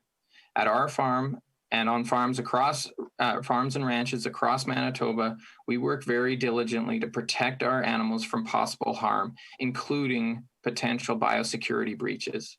As we've seen with the COVID-19 pandemic, the spread of disease can quickly spiral if health standards are not adhered to.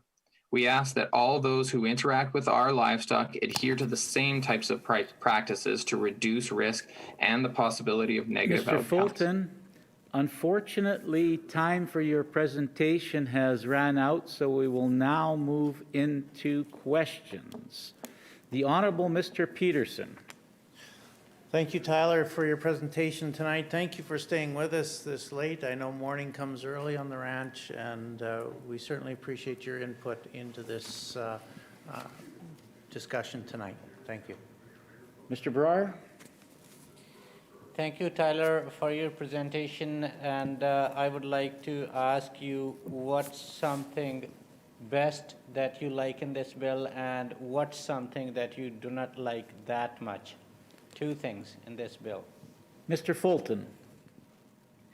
Well, what I like about it is really the focus on prevention. 9 times out of 10, when there's a disease outbreak on our farm, we don't know the exact cause of it. And so it's really, when you're dealing with animal health, 90% of what you can do is about prevention. And so I believe that prevention aspect is built into the bill.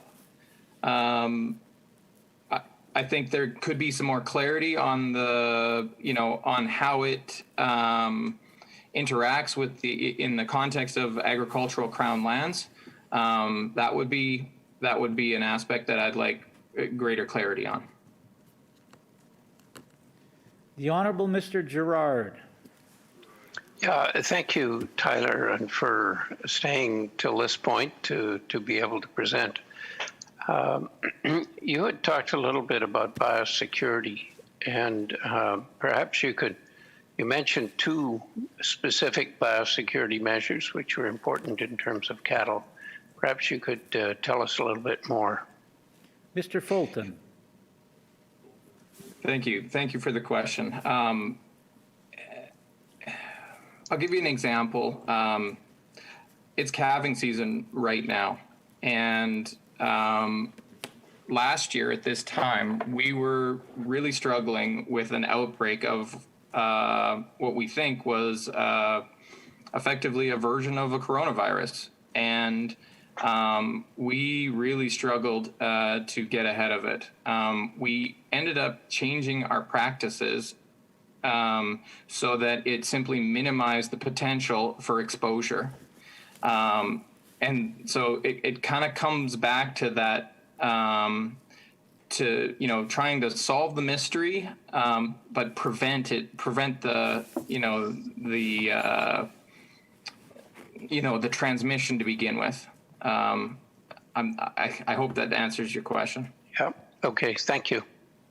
Mr. Brar. Thank you, Mr. Chair. Mr. Fulton, I would like to ask if you witnessed any biosecurity breaches at your farm in the recent past. Mr. Fulton. Just for perspective, we operate on about 6,000 acres. We don't have any, cameras or anything like that. So we regularly have trespassers. We have people that access the land that don't receive permission in advance. And so, for example, thankfully, we don't, for example, have a leafy spurge outbreak on our operation, but I am constantly looking for it. And I think it's probably more a question of when than if. So with that in mind, I think we have had some biosecurity breaches, and that there have been likely some aspects of disease that have been tracked onto our farm inadvertently, but I can't track back exactly what animal health, which one was related to it. As you can imagine, on 6,000 acres, it's a difficult thing to monitor. We thank you for your presentation, Mr. Fulton, and we will now move on to the next presenter. I will now call on Janice Pennington and ask the moderator to invite them into the meeting. Please unmute yourself and turn your video on. Janice, is that you there? Yep. Janice, you may proceed with your presentation. Thank you, Mr. Chairperson and the committee members, for giving me the opportunity to speak. My name is Janice Pennington, and I'm going to be speaking in opposition of Bill 62 as a concerned private citizen and as a lifelong animal activist. I hope this speech can make any sense to you now, because after 5 hours, I've edited and crossed off half the things that people that preceded me had already presented on. So I'm going to ask a few questions. If this bill is something that the government feels is important, what's going to be next? Are you going to make it illegal for somebody to divulge food safety issues at a processing plant or a restaurant, and you're going to have them charged for exposing that? Will people be charged if they go and expose the inhumane practices in a personal care home? Or will somebody be exposed because the business is polluting rivers or streams or the lakes in our province. And we're going to charge them for exposing that to the public. Routine violations of animal welfare should not be the norm, but we must do everything to ensure that that's not the case.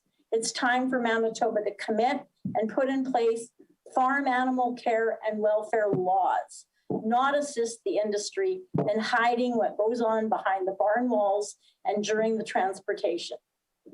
It's already been stated before that this bill addresses biosecurity concerns. It's actually firsthand, and I've been in firsthand inside a livestock farm. I spent many summers living on a farm, a family farm. I've been outside slaughterhouses. I've seen rendering plants. I've witnessed the loading and unloading of animals from transport trucks. Hundreds and thousands of animals that I've seen and their bodily fluids. And there are very, very weak security practices that occur in these places over all our lax standards that are allowed. There is no oversight and there is no enforcement by our authorities. The industry is allowed to police themselves. Why do we not have biosecurity concerns at rural, that's something Krista had brought up, and I'd like to go over that again. We have all these rural rodeos that go on all summer long in Manitoba where there's food animals on display. No talk about biosecurity concerns there. While these animals go back to their farm, are they sprayed down with disinfectants? I don't think so. Why are there no zoonotic concerns about the Red River exhibition? Hundreds of thousands of children go and feed and handle these food animals at the agricultural display. What happens to those animals when they go back to the farm where they become food? Why do we not have strict disease concerns at the Grunthal livestock auction mart? And why are there no biosecurity concerns or laws against interacting with all the animals at the Royal Winter Fair every year in Brandon? That's because Bill 62 is really not about biosecurity. It's very well known that Canada has some of the worst animal transport laws in the developed world. We've heard that several times through the night. It's also very well known that there are no provincial farm animal welfare regulations that farms must follow in regard to regulations in the treatment of their animals or biosecurity standards. Farm codes of practices are not monitored, nor are they even laws. If Bill 62 is about biosecurity and not about prohibiting citizens' access, then it would also include stronger improvements to the biosecurity practices that would be applying to everyone, not just activists. Diseases, outbreaks, kill thousands of farm animals. Yes, we've heard that. It's common all around the world. But the outbreaks are from lax standards. Have you ever seen chickens and hens being loaded onto a transport truck? I'd like to know where the biosecurity is in that process. I've seen it many times. A few people observing and documenting a transport truck presents little to no biosecurity risks. Bill 62's intent is to cover up animal abuse. Bill 62's intent is to take away people's right to free speech and peaceful assembly. Bill 62's intent is to conceal what occurs within our food system. And Bill 62 also is unconstitutional, or at this point appears to be. Should it in fact pass, it's going to become a very costly court challenge for the province of Manitoba. I'm going to point out that Manitobans care about animal welfare and how animals are raised for their food. Manitobans should be confident about where their food comes from. We should be increasing protections for animals in our food system, not sealing it off from public scrutiny and accountability. Public trust in the food system is paramount. And in closing, I'm going to ask you this. How can hiding animal abuse possibly be an acceptable for our government representatives to be supporting? And I'd like to ask, would you consider it to be extreme to provide water to a transport of overheated, thirsty dogs? I would think not. Thank you for your time.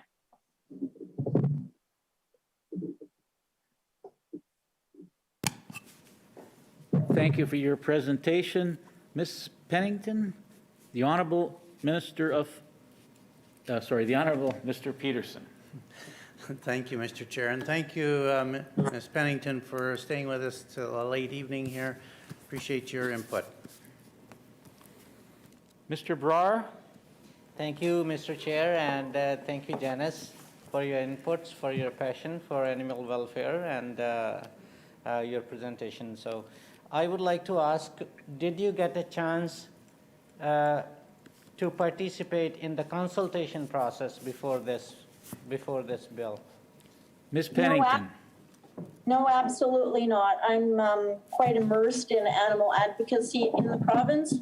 I'm involved with the animal compassion team at the Winnipeg Humane Society, and no people that I know within the community were consulted on putting forth this bill.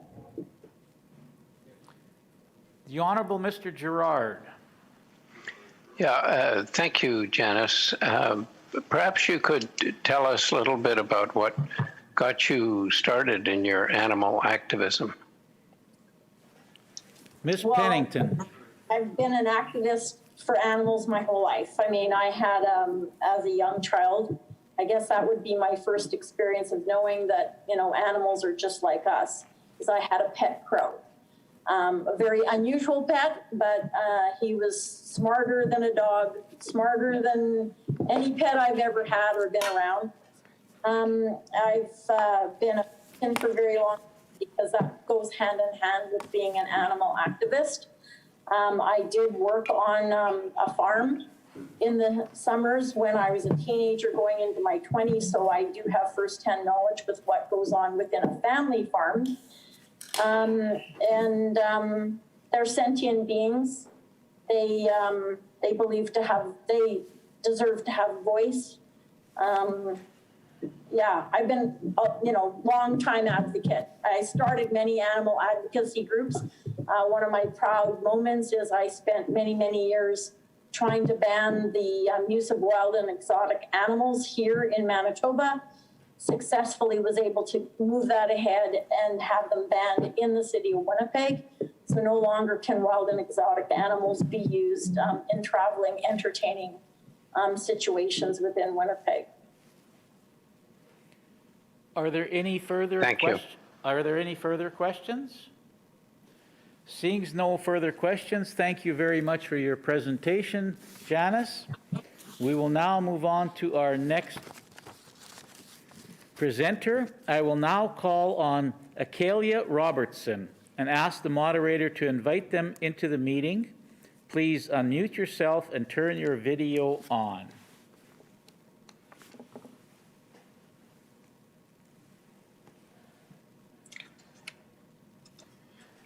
Hi. Acalia, you may proceed with your presentation when you are ready.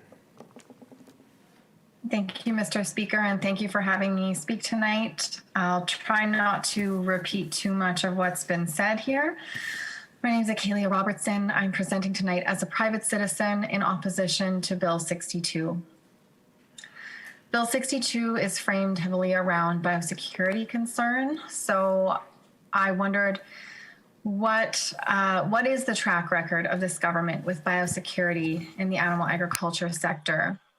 Since the COVID-19 pandemic was declared globally, there have been numerous cases of COVID-19 outbreaks in Manitoba slaughterhouses and meat processing facilities, none of which have resulted in shutdown. Bill 62 makes reference to the National Swine Farm Level Biosecurity Standard in defining biosecurity zones standards. And within this standard, there are some strategic objectives, and a couple of them I'll just mention here. One is to prevent for bioexclusion, so policies being developed to prevent the introduction of a pathogen to pigs, and also biocontainment, so strategies developed to prevent pathogens spreading from pigs. With respect to this, I'm curious about some of the response thus far, and I think this forms a very relevant context for this bill and addressing biosecurity issues in agriculture here in Manitoba. So I'll just make note of a couple incidences. In August 2020, Brandon's Maple Leaf Foods facility reported cases of COVID-19. The province maintained that there was no evidence of transmission within the facility and that the rise in cases was due to community spread, and thus the plant, the province allowed to remain open. However, there were 200 workers which circulated an open letter which stated that COVID cases at the plant are related to the facility's inability to ensure safe working conditions or to take workers seriously. And in addition to the power imbalance that exists between employee-employer, many of these workers are particularly vulnerable because they are temporary foreign workers. They don't have a permanent residency status, never mind citizenship status, but nonetheless, they spoke out to the experience of workers on the ground in these facilities. So when we're talking about supply chain accountability with respect to biosecurity, this is an important context to consider in looking at this bill and what's being targeted and maybe what's being missed here. In October through November 2020, Manitoba's Excelsior Poultry Processing Facility had approximately 76 confirmed COVID-19 cases. Now, I'm based in rural Manitoba, so this is very close to where I live in southeastern Manitoba. And it's very concerning living near that, living near a lot of industrial agriculture facilities, be they intensive livestock operations or meat processing plants or slaughterhouses. Again, in this situation with Excelsior out in southeastern Manitoba, the province maintained there was no evidence of the virus spreading within the workplace and did not require the facility to close. But what we're seeing globally and certainly locally, looking into the US and parts of Canada, is there is an undeniable pattern between COVID-19 outbreaks and slaughterhouse facilities and meat packing facilities. We're seeing a lot of outbreaks in these workplaces in particular. There are currently outbreaks at 8 different meat processing plants in Alberta. Just a few examples. There are over 200 confirmed cases of COVID-19 in Saskatoon at a processing facility there. And University of Calgary, via their think tank Refugee Health YYC, has noted that Alberta's beef processing facilities have faced 2 of Canada's largest and most rapid COVID-19 outbreaks. So the question that really emerges from this context is that with outbreaks in such workplaces resulting in wide-scale transmission of COVID-19, why is the Manitoba government targeting whistleblowers in legislation that's alleged to be about biosecurity? These slaughterhouses and meat processing facilities right here in Manitoba share the same fundamental working conditions as those in both Canada and the US, which have experienced COVID outbreaks. And these similar and shared conditions are working in close proximity to others, so workers working closely to one another, fast production lines, and cool, dry environments, which apparently are scientifically shown to be optimal for respiratory virus transmission. So my concern with Bill 62 is that it effectively prevents whistleblowers from documenting the conditions of and interacting with animals in transport. The fact is that while livestock operations, slaughterhouses, and meat processing facilities are known vectors for the transmission of pathogens, citizens gathering roadside to give water to pigs or to document animal welfare conditions are not known vectors for pathogen transmission. And that's really what's at stake here. Listening earlier to members of the agricultural industry, I'm hearing that they do put a lot of time and care into biosecurity measures and that's something that's very important to them. However, there's still a failure to make any link between specifically pathogen transmission risk with people roadside documenting, as we heard earlier from some of the lawyers with respect to constitutional issues, the vagueness of the wording, interacting that could encompass simply taking photographs, basic documentation, even giving water aside. So these are things that are don't seem to be substantiated in this bill's reach. So, and looking again at the recent track record of biosecurity in agriculture with respect to the pandemic in this province, it's a very questionable context as to whether this bill is truly about biosecurity. And I think that's what we're really hearing tonight. So to echo what many others tonight have said, I think Bill 62 is not really fully about biosecurity, and that other measures would be taken, we'd be seeing elsewhere along supply chain for animal agriculture and the industry that have not been taken, as I mentioned earlier. So as a resident of rural Manitoba, I bear witness to animals in transport for slaughter regularly, oftentimes just incidentally while I'm driving down a highway near where I live. I witness these animals being transported in all weather conditions because, as has been mentioned earlier, there are no legal limits for temperatures or weather conditions within which animals cannot be transported. So I've witnessed animals being transported in unconscionable weather, minus 40 above and below, with the wind chill, and of course compounded by the wind chill created by the truck itself traveling at the speeds it's traveling down the highway. These are very concerning things that when I speak to family and friends, other Manitobans, most people are not aware of. And that's why I believe whistleblowing is so very important for this industry. So my partner and I personally have cared for hens which were rescued from slaughter. Family and friends were abhorred to see the state that these birds were in. They were rescued from a commercial egg farm. They had feathers missing on their wings, tail feathers missing, feathers missing along their throat.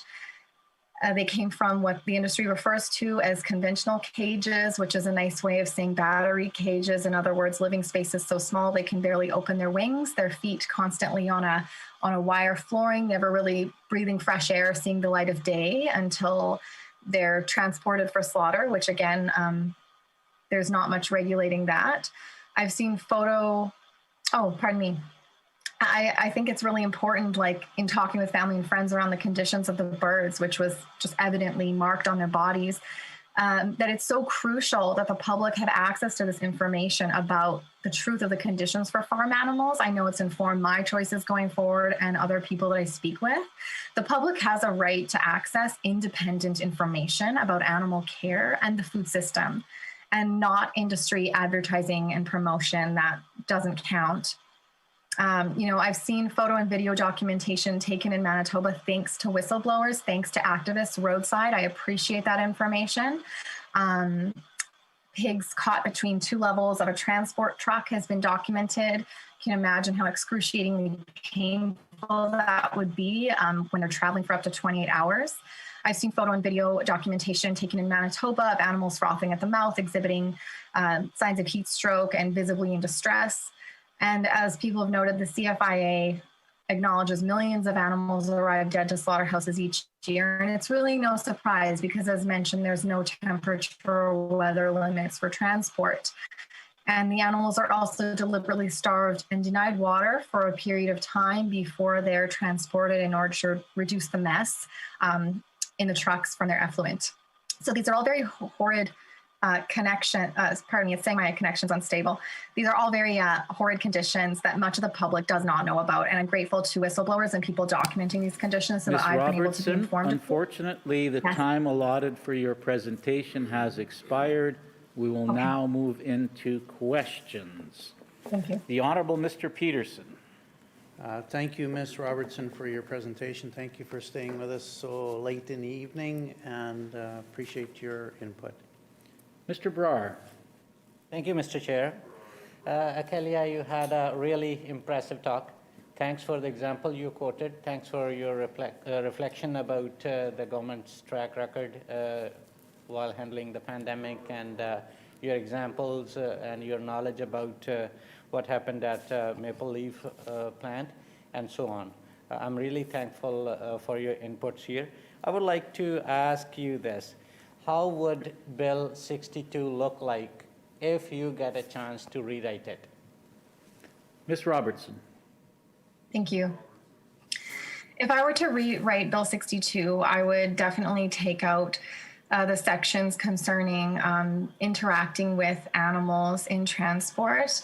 Again, there are no scientifically documented vectors of transmission in those situations, but as mentioned earlier, there are several scientifically documented outbreaks due to the conditions that are really inherent in industrial agriculture. And that's exactly, as folks have mentioned, what whistleblowers seek to reveal. So I think that the fact that this bill, targets whistleblowers when they're not a known vector for pathogen transmission presents a massive unjustifiable overreach. And as others have mentioned tonight, limits the charter right to freedom of expression and association, and that's very problematic. If I were to rewrite it, I would take that out. I would also take out, the uncertainty around the wording of biosecurity zone. The bill itself references the Canadian Farm, the CFIA, as well as the National Swine Farm Level Biosecurity Standard, and that standard notes CAP, controlled access points, which could be anything. It's defined as any entry point through which traffic, people, livestock make their way into a controlled access zone or restricted access zone, such as a slaughterhouse or an intensive livestock operation. So that could really be any public space that's being defined as a controlled access point. And as this bill references the National Swine Farm Level Biosecurity Standard, that could then be interpreted as a biosecurity zone. So it's very vague. It creates a lot of issues there. So I would take that right out. The Honourable Mr. Gerard. Yes, thank you, Acalia, and appreciate your talk. What was it that got you interested in advocating for animals? Ms. Robertson? Thank you for the question. Well, I actually began working with women's legal education action type issues when I was younger, and then moved on to children and groups that are vulnerable, and animals are a group that is vulnerable. And it's kind of socially permissible to hate on vegans and animal rights activists in a way that it's not socially permissible to take up critique with folks who are combating racism and sexism and such in society. So I kind of see animals as that frontier that needs a little bit of advocacy. And also, I mean, animals enhance my life, and I have family members that are beyond human, and they should be represented. Thank you. Are there any further questions for Ms. Robertson? Seeing no further questions, we thank you for your presentation, and we will now move on to the next presenter. I will now call on Carolina Valenzuela and ask the moderator to invite them into the meeting. Please unmute yourself and turn your video on.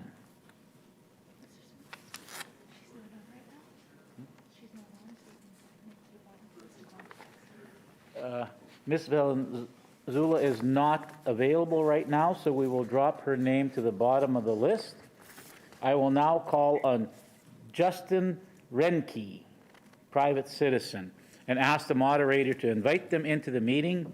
Please unmute yourself and turn your video on. Justin? Hello. You may proceed with your presentation when you're ready, Justin. Hi, so just to clarify my last name, it's Reineke. So I'll start my presentation. So yeah, I'm in opposition of Bill 62. I am an ex-slaughterhouse facility worker and an ex-factory farm worker with 6 years experience in factory farming. During my time in factory farming, I managed a 1,000 farrow to finish operation. As a breeder, I achieved the highest born alive record in Manitoba. In 2008, there was 24 born alive in one sow, and 24 went on to weaning. I also worked in chicken industry, catching chickens, where I was witness to workers overcrowding cages when loading for transport, broken legs and broken wings when carrying birds and putting them in cages for transport. Also, many birds are not able to walk due to the accelerated growth due to genetic manipulation over the last 50 years.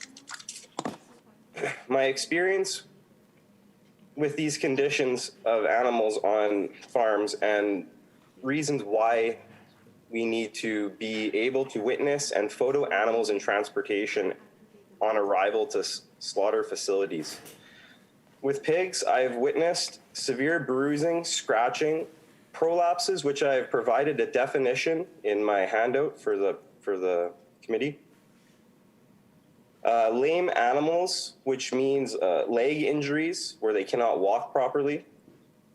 Gasping for air due to heat exhaustion in distress due to the conditions of the way they are transported in heat, as there's no rules and regulations for cold and hot weather.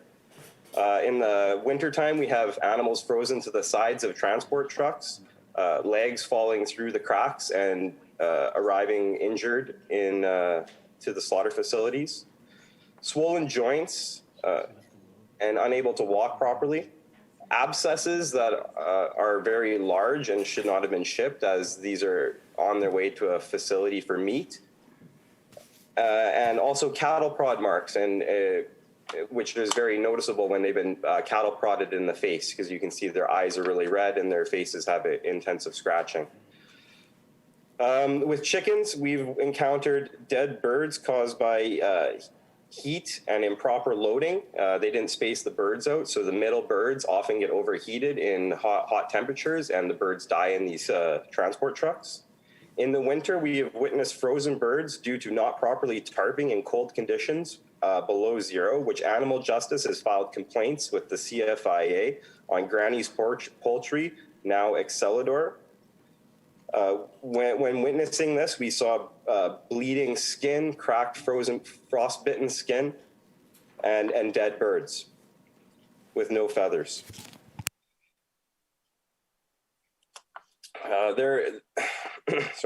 There's bodies we have witnessed with birds that are in thunderstorms in the summertime. They transport them in thunderstorms without properly covering them up or stopping the transport trucks to not drive through thunderstorms. We photographed this.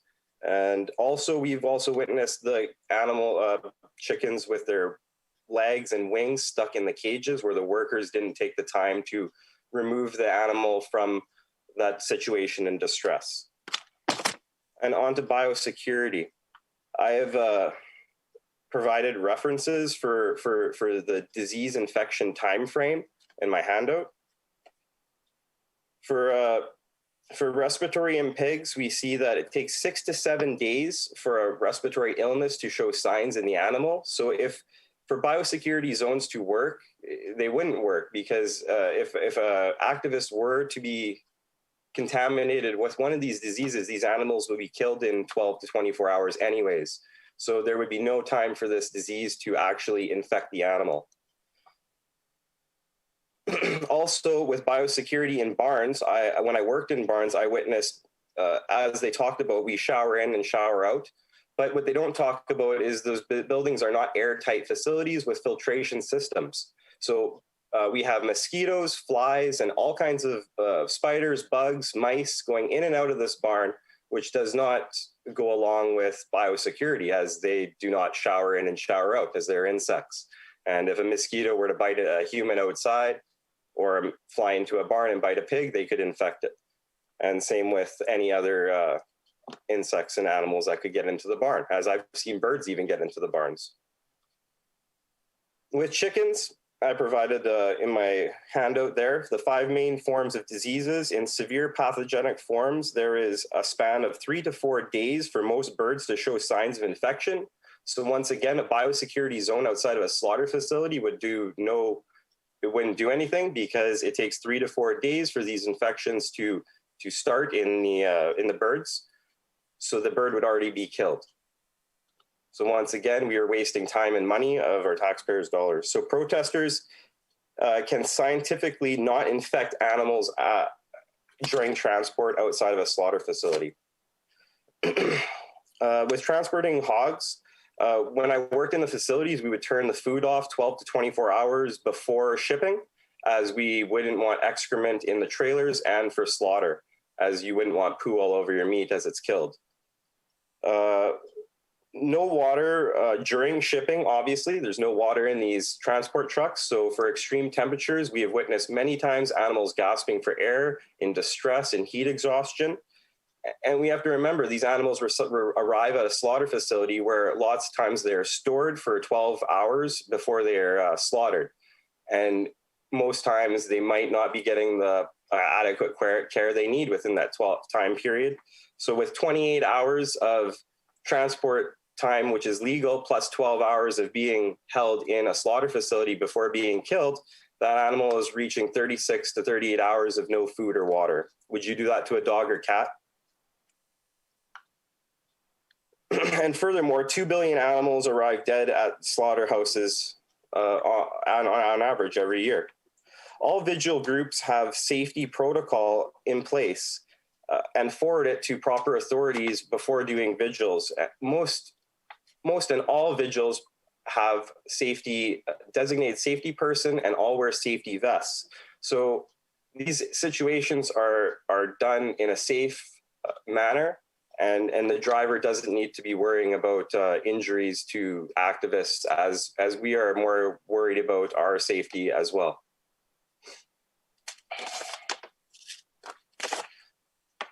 There are laws in place to stop B&Es and barns, break and enters, as the other lawyers have all spoke on.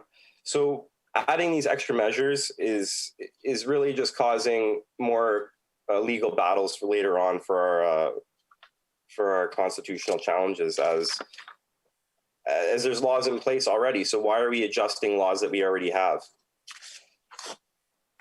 So in ending, as most of my points were already all spoken on, you can't make a law on something you have not witnessed or experienced yourself. So please educate yourselves and watch the link that I provided in your handout, Dominion Movement, to understand what goes on in these intensive factory farm facilities. So that's what I have to share with you guys today, and thank you for your time. Thank you for your presentation. The Honorable Mr. Peterson.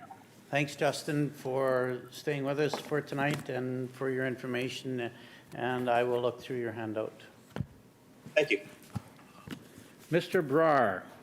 Thanks, Mr. Chair. Thank you, Justin, for your powerful presentation, and your experience is valuable. It's first-hand experience, and you shared a lot of information that the members of the committee and the people who are listening might not know already. So do you still continue working in the same industry or not anymore? Mr. Renicky. No, I got out of the industry in 2009 and became a Red Seal bricklayer. Mr. Gerard, are there any further questions? Yes, I do have a question. The Honorable Mr. Gerard. Justin, thank you for your presentation. You provide a unique insight of the presenters today, of somebody who has worked inside animal facilities for a number of years and has now moved on from there. What was it that made you decide that there needed to be major changes in animal welfare in animal facilities?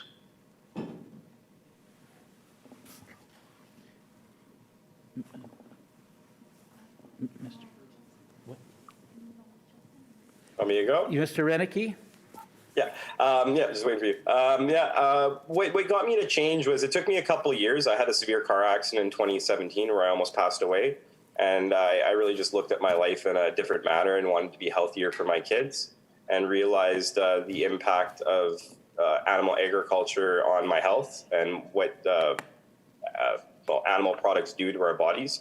So it was a big health initiative first, and then I realized once I watched a couple documentaries that I was actually part of the problem as being one of these workers, and seeing what I was seeing in these documentaries was exactly what you will see in Manitoba factory farms. Everything you see in Dominion Movement happens in a Manitoba farm, and it can be closely related to some of the largest factory farms in the United States with what they've done to the environmental impact of Lake Winnipeg and the environmental impact of our rivers and streams, as the amount of manure that is poured onto these fields every year. And also what people don't realize is the amount of chemicals that are all used in cleaning these facilities is also put into the same pit with the manure and poo and dumped into our lakes. So countless chemicals like lime, degreasers, and disinfectants are added to the manure and poo, not to mention the medical waste from castration, tail clippings, and any other medical waste that might fall into the slats of these barns.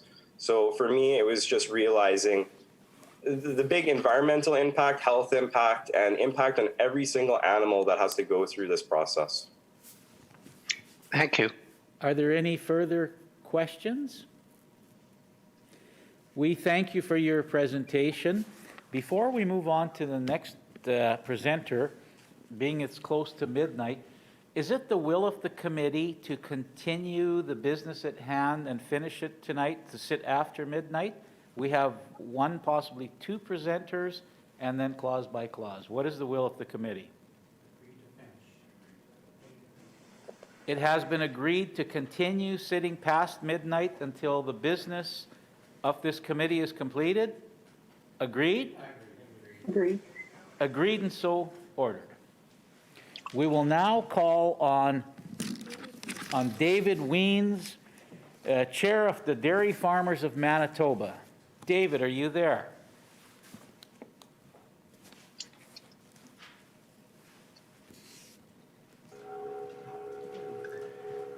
Good evening, Mr. Chair. Good evening, Mr. Wiens. You may proceed with your presentation. All right, thank you very much. First of all, I'll just say a little bit about Dairy Farmers in Manitoba, and then I'll introduce myself a little bit more. Dairy Farmers in Manitoba represents 250 family dairy farms in Manitoba. We produce 410 million liters of milk every year.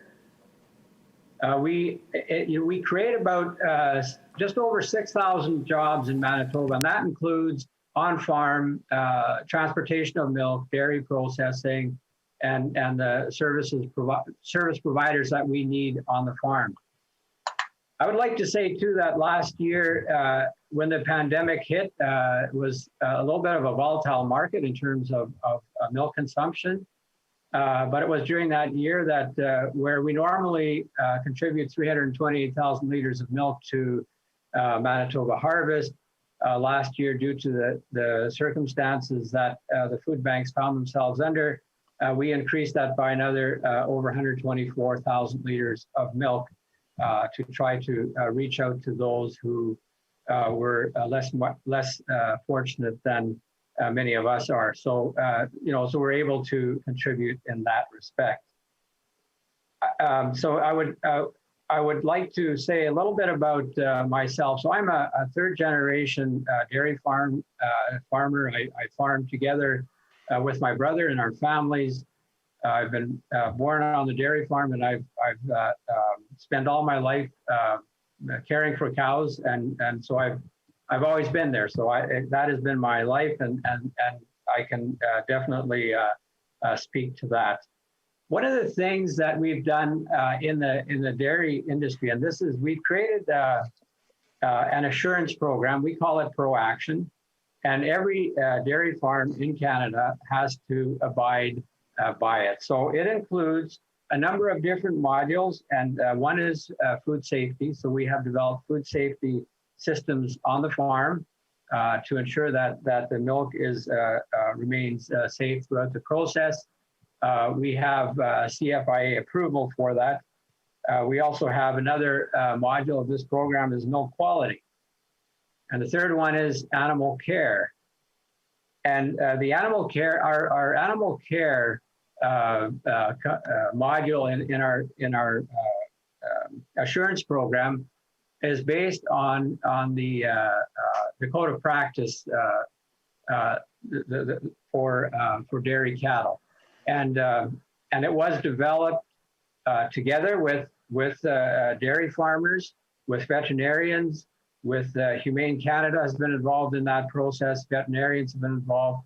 We've had we've had the consumer representation as well as retailers. So we've had many stakeholders that were part of the development of the code. And once it had been developed, then all the requirements were taken into our pro action. And so farms are audited every year to ensure that all of these things are actually being followed. There's also the traceability that is part of our program, and that traces an animal from the time it's born until the time it leaves the farm. Biosecurity is another important element of this program, and of course, and finally, environment. And so all of these things are being audited on farms by independent auditors. And so if a farm, for any reason, would fall out of compliance, ultimately they would be forced to close down. So there is a very close oversight on those farms in terms of so we have worked closely on our animal care component. For example, we've worked very closely with the National Farm Animal Care Council as well. So that kind of talks a little bit about the kind of oversight that we have on dairy farms. And so as we as you know, this legislation was starting to be developed, and through consultation, certainly we are supportive of the legislation here, both from the trespassing portion of it, but it's all tied into with the animal disease as well, and the concerns that we have around that. So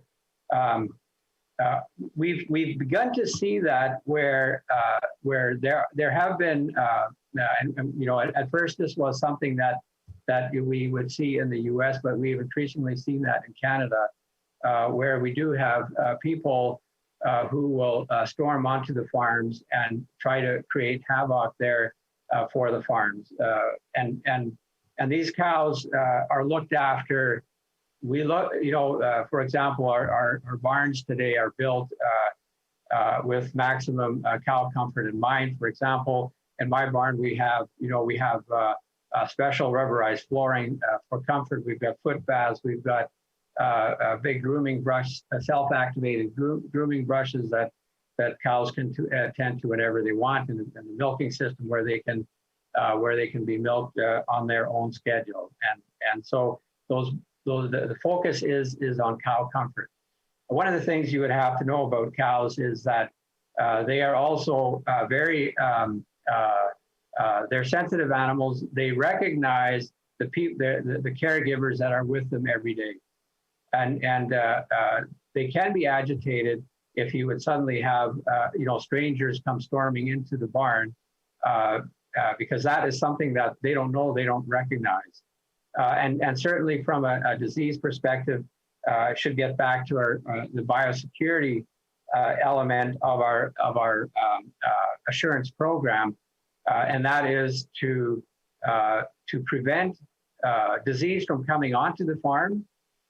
And if you have something on the farm, to try to keep it on the farm and not let it get off. And of course, trying to prevent the spread of it on the farm is critical. And so it becomes, what then is very critical then is that there are some diseases that are easily transferred, from off the farm onto the farm. And there is, through our biosecurity, each one of us works with our veterinarians to establish a program that we're going to follow on the farm in terms of a vaccination program, and in terms of how we can, manage any kind of a disease on the farm, and also obviously how to prevent. And that's the key, is to try to prevent this from ever coming, different diseases from ever coming onto the farm. So that is done in consultation with a vet. And so when people want to come onto the farms, that is done with permission ahead of time. Arrangements are being made, And of course, then all the necessary precautions can be taken so that people don't inadvertently bring some kind of, disease or those kind of things onto the farm and infect the cows. So we are very careful of those kind of things. It's very important to our program. And again, we see this more in Canada, where there is people bursting onto the farm and creating havoc that way.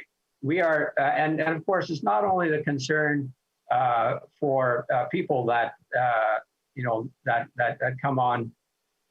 It doesn't matter who they are, whether they're protesters or whether there's somebody that's coming on for any other reason. To simply have them come on and come into the facility or come into where we're housing cattle outside is a risk. And of course, this comes back to the point of actually taking care of these animals and looking after for the best welfare outcome for our animals. And so we strongly support this legislation, which is actually the timing of it fits very well with our program. Our biosecurity component in our program just came into effect a year ago.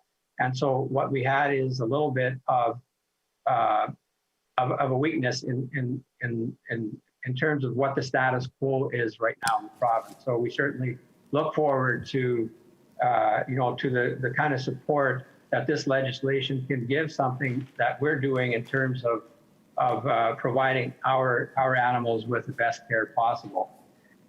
And so really, I would just as soon leave more time for Unfortunately, Mr. Wiens, the time has run out for your presentation, so we will now move into questions. The Honourable Mr. Peterson. Thank you, Mr. Chair. Thanks, David, for your information on how biosecurity and the effects that or the dairy business, how it would be affected by people that, when knowingly or unknowingly, could affect your operation.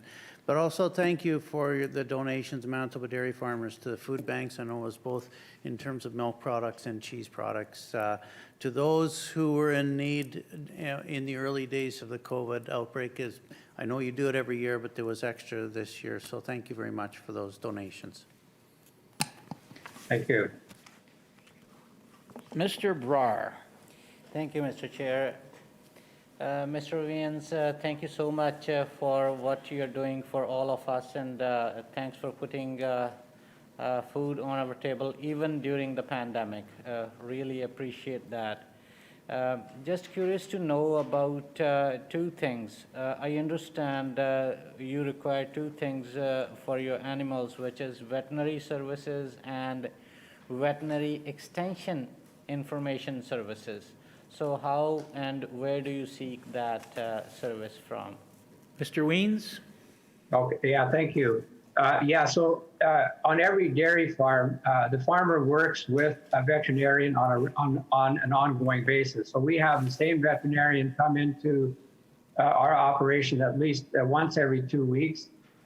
We walk through the herd, we review, and we have checks that we do from one visit to the next. So it's an ongoing thing, so that discussion with the veterinarian. And then, of course, and sometimes there's going to be, for farmers, they will have workshops and things where veterinarians and other professionals and researchers can present information to us on which we can continue to build better protocols.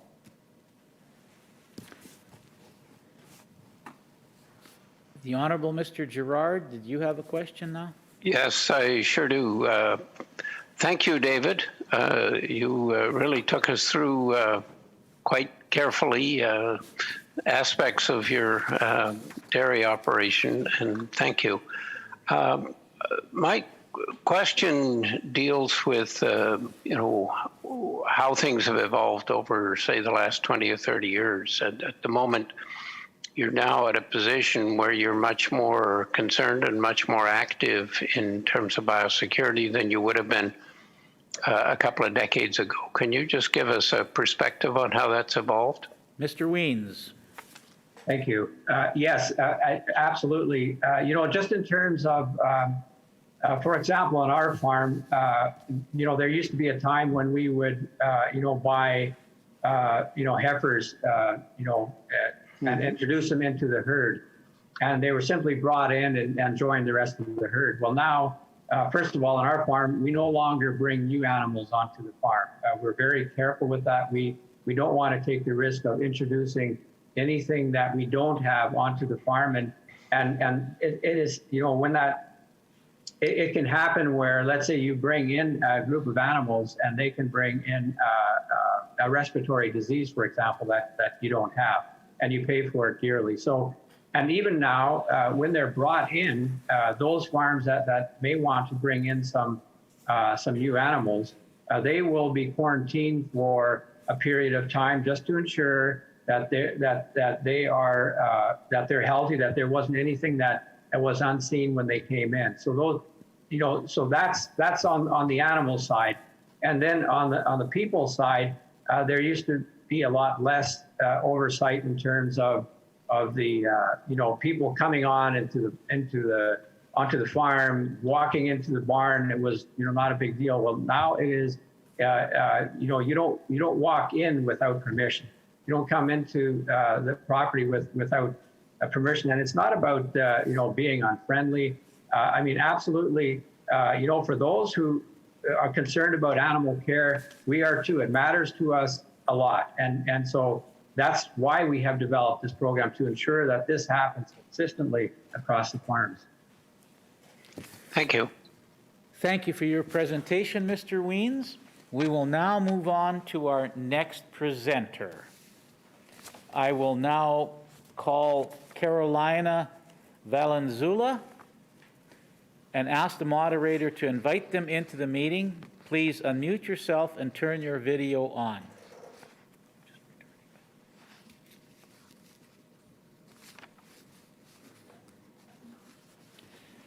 Carolina is not available. She will be struck from the list.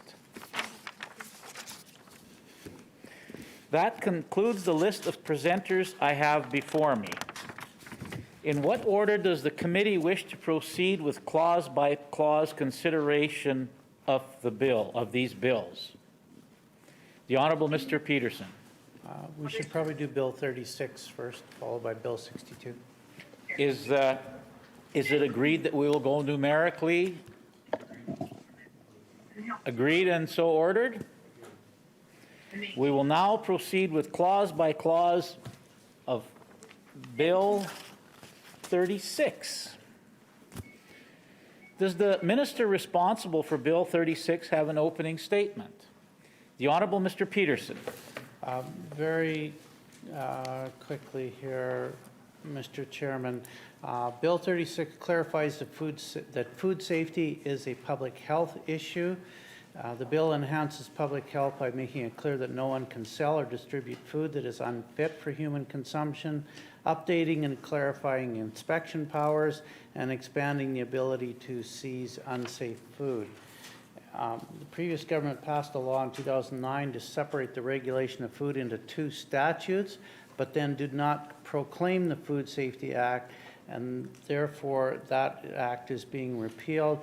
By rather than using two different provincial legislation frameworks would only serve to confuse the public and create additional red tape for business, this bill repeals the Food Safety Act and ensures that food safety will continue to be dealt with under one framework, the Public Health Act. And we will be launching consultations and engaging with food processors, restaurants, direct farm marketers, retailers, consumers, and the public as we move to modernize and improve food safety regulations under the Public Health Act. And so I look forward to debate of this bill. We thank the minister for his statement. Does the critic from the official opposition have an opening statement? Yes, Mr. Chair. Mr. Brar. Thank you, Mr. Chair. First of all, I want to thank you all, the Manitoba producers, especially small farmers, who continue to put food on our table. Regarding Bill 36, it amends the Public Health Act to deal with food safety by establishing a duty to serve safe food, expanding powers to seize unsafe food, clarifying inspection powers related to food, and expanding regulations making powers for starting and operating a food establishment. Currently, the information about a disease presenting a public health threat must, on request, be provided to the Chief Public Health Officer. The Act is amended to expand the obligation to provide information about a contaminant as well. So the definition contaminated is clarified by limiting its application to humans. All Manitobans deserve food that is safe, affordable, convenient to access, and culturally appropriate. Manitobans rely on government and regulators to ensure the food they consume is safe to eat. When food safety is not protected, or when things fall through the cracks, people can become seriously ill or die as a result. There are numerous diseases affecting both humans and animals that can result from unsafe food or food handling practices.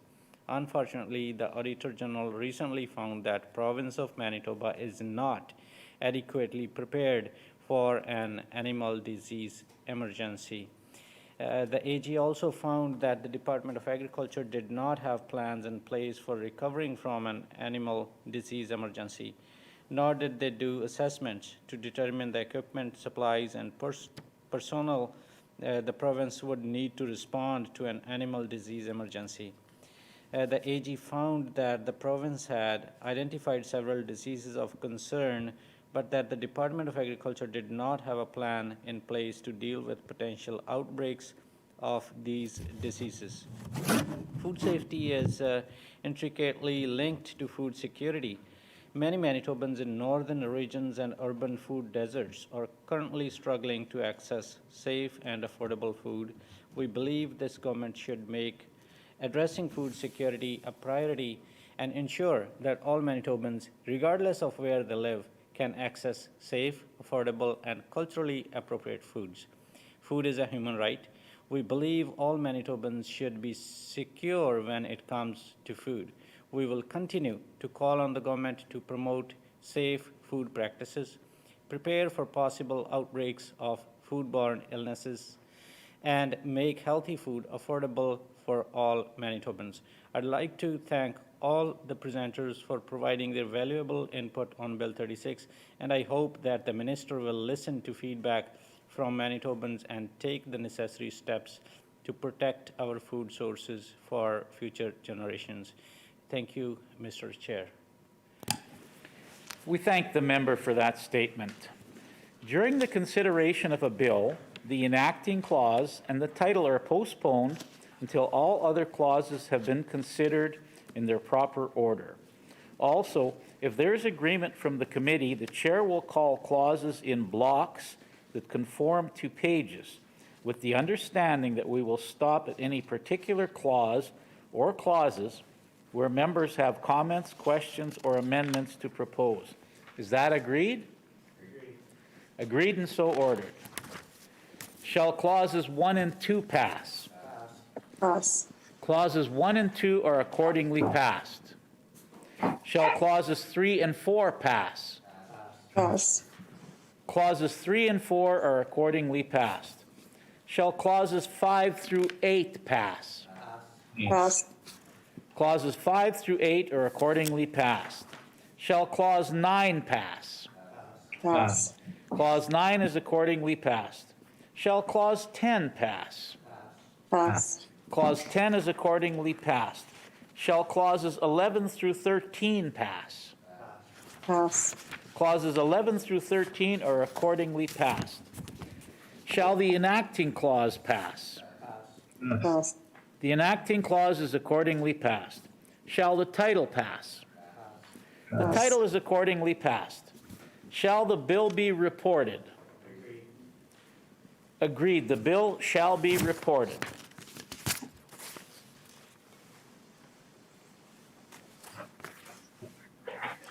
We will now move on to Bill 62, clause by clause. Does the minister responsible for Bill 62 have an opening statement? The Honourable Mr. Peterson. Thank you, Mr. Chair. And the Government of Manitoba supports the rights of all Manitobans to hold and express their own views and beliefs. That does not extend, though, to trespassing onto private property where farm families live. And when we've heard tonight about the stringent animal health and safety standards that our producers carry out each and every day, and this Government of Manitoba will not tolerate illegal activities that risk the safety of farm families or their livestock. Farms are not only places of business, they are homes where children and families also reside, and trespassing on these homes and places of work is a very serious matter. Trespassing can expose farms and food production facilities to biosecurity risks that could spread disease and may cause injury or stress to animals. And if a person interferes with an animal in transport, it can cause distress to the animals and impair the biosecurity of the entire trailer. And in addition, as we've heard tonight, it can cause a safety issue for the driver of the truck and for the activists involved in the action. We have seen the effects of trespassing in other jurisdictions, and so we are being proactive here to help the farm community and the public receive safe and wholesome food. And our objective is to have the legislation that protects our farmers in a way that will lead to a more safe, just, and peaceful Manitoba, and recognizes that there are areas where biosecurity needs to be protected. Thank you, Mr. Chair. We thank the minister for that statement. Does the critic from the official opposition have an opening statement? Yes, I do, Mr. Chair. Mr. Brar. Thank you, Mr. Chair. I welcome everyone for taking time to participate in the committee today. Many Manitobans have reached out to me to share their thoughts on Bill 62. I thank you all for your inputs. Thanks to the farmers' organizations, citizens, animal rights organizations for reaching out and putting some important information forward on the subject of human rights, animal rights, citizen rights, food security, and biosecurity. It's important that we all work together to help our governments frame legislations that defend our rights, improve our processes, and build a positive, inclusive, tolerant, and friendly society that we all wish to live in. We all want safety in our food system, but we have real concern about the intent of this legislation. I served for many years in rural Manitoba with Manitoba Agriculture and Rural Development. It was then called, now it's called Department of Agriculture and Resource Development. I know how serious the threats of disease are to our food system. I will never forget the tragic consequence that bovine spongiform encephalopathy, BSE, that we call, had in Manitoba, and I share serious concern about other threats, such as African swine fever, foot and mouth, and avian influenza. Food safety and disease outbreak is a matter I have had opportunity to question the Pallister government about here at the Manitoba Legislature, and I look forward to continuing to serve producers and the public in this regard. This bill creates a new classification of offense for entering into zones marked as biosecure and defines as a breach any hindrance or obstruction of a vehicle carrying animals in transport. Our role as legislatures is to consider the needs of our community and the right of individuals. We must weigh the curtailment of an individual's right. Bill 62 would see Manitobans fined up to $10,000 for doing something as simple as give water to dehydrated animals on the way to slaughter. The broadness of this bill raises legitimate question as to whether the bill might withstand charter challenge. It does not serve the public if legislation is put forward only to be struck down. I'd like to thank all the presenters for bringing forward their valuable input on Bill 62. I hope the minister will listen to Manitobans. Thank you. We thank the member for his statement. During the consideration of a bill, the enacting clause and the title are postponed until all other clauses have been considered in their proper order.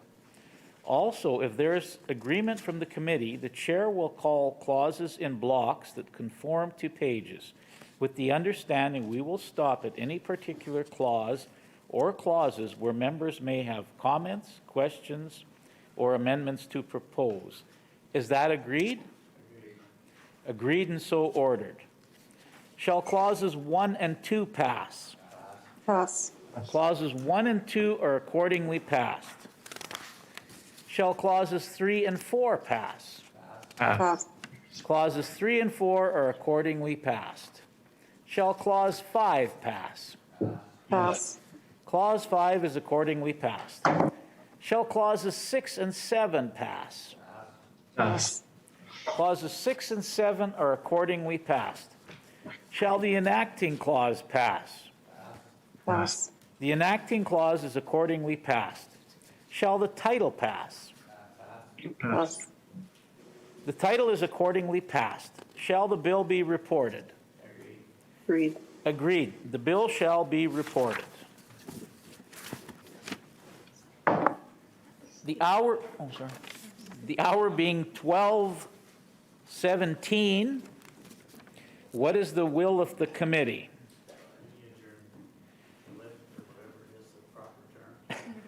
Committee rise.